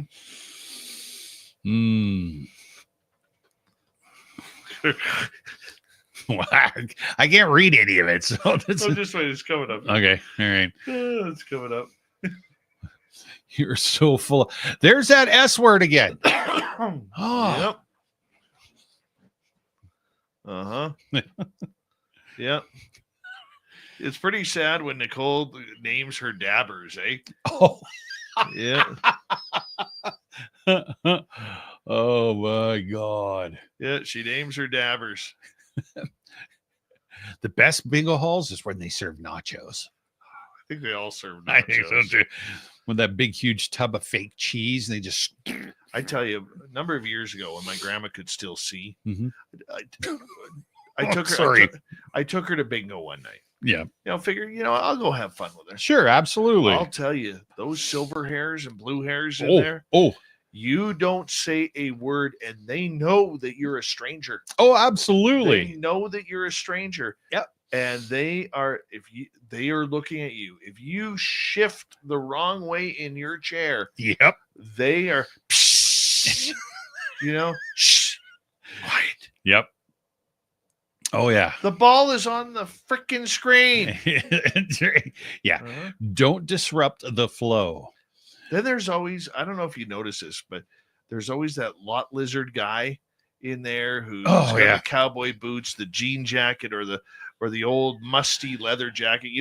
The hard leather that hasn't been moisturized in a long time. Yeah. Yeah, with the big belt buckle. Yeah. And it doesn't zip up. It's got those big buttons that match the leather on his coat. Yeah. Uh-huh. Yes, sir. Uh-huh. Yeah. God, when sometimes we would, when my mom was alive, she would take my grandma to bingo, and sure, if I was heading home, I'd have to drive by the bingo hall to get home. Sure. Right? Because it was literally on the way home. And so I would, sometimes I would stop in there to say hi. Of course. And there was always this lot lizard dude with, the Brill cream. It's not even hair gel. It's Brill cream, slicked back. And it's always like a curly mullet in the back. Yep. Yep. And he smelled like aqua velva, like he took a bath in it. There was total aqua velva there. Brute. Yeah. Oh my God. And it's always like that pencil mustache, the thicker pencil mustache. Yeah. He was all suave and boner. Yeah. Uh-huh. It was funny. I had a friend of mine that got into trouble one time, and at the bingo hall? No, but as community service, he drove seniors to bingo and to events and stuff. So had one of these white shuttle buses, and he used to call it the Geritol Express. Welcome to the Geritol Express. We're all heading to the planetarium today. I'd be like, I said, you did not? He goes, oh yeah, sure. It's called the Geritol Express. Nicole brings up a good point Uh-oh. in the chat room. But I'm going to add to this a little bit. Okay. What's worse? Bingo hall or bowling alley? Bingo hall. You think? I used to like bowling. I can't handle bingo halls. They drive me nuts. It's too many people all. Yeah. I don't know. Bowling guy and bowling girl. That's getting into serious. Now, I like bowling too. Yeah. Bowling is fun. Yeah. Okay. Yeah. You know, but you get some of these bowling people. Oh yeah, no where question. They're bringing in hockey bags, and they've got like 6 different balls, 4 pairs of shoes. Yep. You know. Yep. Their own towels and Their stuff. own towls. Yeah. And you know the wrist brace. Yeah. You know, to make sure. Hold on. What do we think here, people? What are you more scared of? The bingo hall and the silver and blue hairs, or are you more scared of the people who are literally walking their way through a bowling alley? Or bowlers? Bingo or bowlers? What is more intimidating to you? This is a serious question right now. Huh. No, I'm definitely still can't do bingoers. Who's the UAP and who's the UFO between bingo and bowlers? Oh, damn. So let's see here. Deb's pro bingo. Oh, Deb. Joe Monk is bowling. That a boy. Let's see here. Paul Demon is bowling. Joe says bingo hall is worse. Yeah. Sierra says bowling is pointless to her, so she's pro bingo. Derek, he loves a good 5-pin over 10-pin. Right. You know. Hold on, I gotta load this up here. Start downloading before I forget this now. Right. Let's see who else here. Did it hit? Yeah, it hit. Oh, Plaid loves his bingo. Hey, there's Rob G. Sweet Robbie G. He combines both. Bingo bowl. Yeah, bowling in the morning, bingo at night. Yeah. Huh.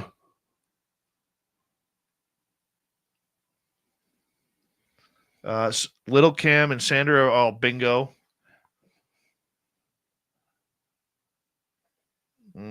Skip likes bingo. Oh my good gosh. Debaruni likes both. Okay. So does in the studio. These are the type of people who like macaroni salad. Hey. Okay. No, macaroni salad's disgusting. No, it's not. Yeah, it is. No. Sorry. Totally disgusting. Says the guy who likes spinach on everything. Right there. That guy right there. Hey, no, we had this conversation. No, I'm bringing it back up. Oh, so now I like it on everything? No, I don't. Let's roll back the tape, jock. I'm pretty sure I said no, especially when they stuff it in stuff it in lasagna. Oh God, that's what are you doing? Cooked spinach is horrible. Yeah, it's horrible. Yeah. Nicole Sackett, she's having a rough night tonight. She loves her spinach too. Oh my God. Yeah, bingo halls and spinach for Sackett. Oh. Yeah, I'm gonna call it next time I introduce her on the show. It's Nicole Spinach.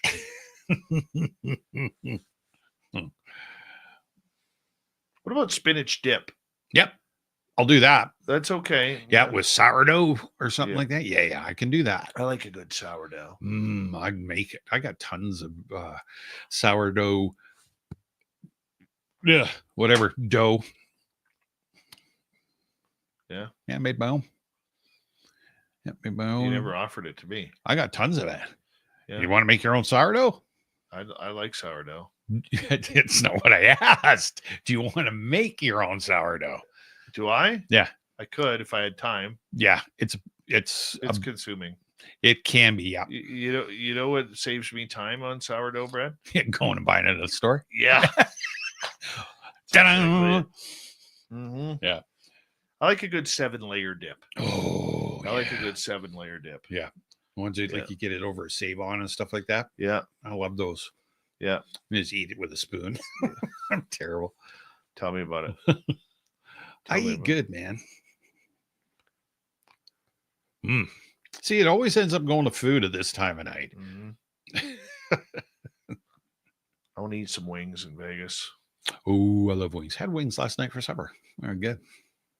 I had pizza last night. Mm. Ham and pineapple. I like a good ham and pineapple. Well, basically, you're having breakfast for supper. Not a hope. It's ham and pineapple, dude. It's bacon and fruit. It's ham, not bacon, and pineapple and cheese. Hey, So Banshee, how you've you got an doing? omelet without any egg. Ham and pineapple is a wonderful choice of pizza. I used to hate it. Yeah. It used to gross me out. I can't. I don't even eat pineapple on anything else. Hmm. But on pizza, I like pineapple. Canadian invention, too. Totally Canadian Yeah. invention. I just found that out not long ago. Yeah. From Ontario. Is it? Probably a Leafs fan. I'll tell you something. Ontario pizza sucks. You know what else I like? Hmm. Because I always talk about what I hate. Yeah. Okay. What do you like? I like a good bowl of French onion soup. Ooh, my mom If used you to. have garlic bread to dip in it, Yeah. you got some good thick garlic bread to dip in that.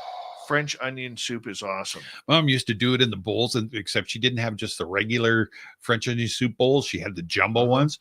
My stepfather was Ukrainian, right? And he's like, food, don't be stupid. Let's eat lots. And she'd make a vat of it. A vat? No, I'm not kidding you. Really? A vat of it. There was 3 boys and then those 2, my mom and my stepfather. And she'd make a vat of it. And we'd eat these huge karate, and she'd put like 4 pounds of cheese, totally exaggerating, and load it with French bread and stuff, and then stick it in the oven and toast it.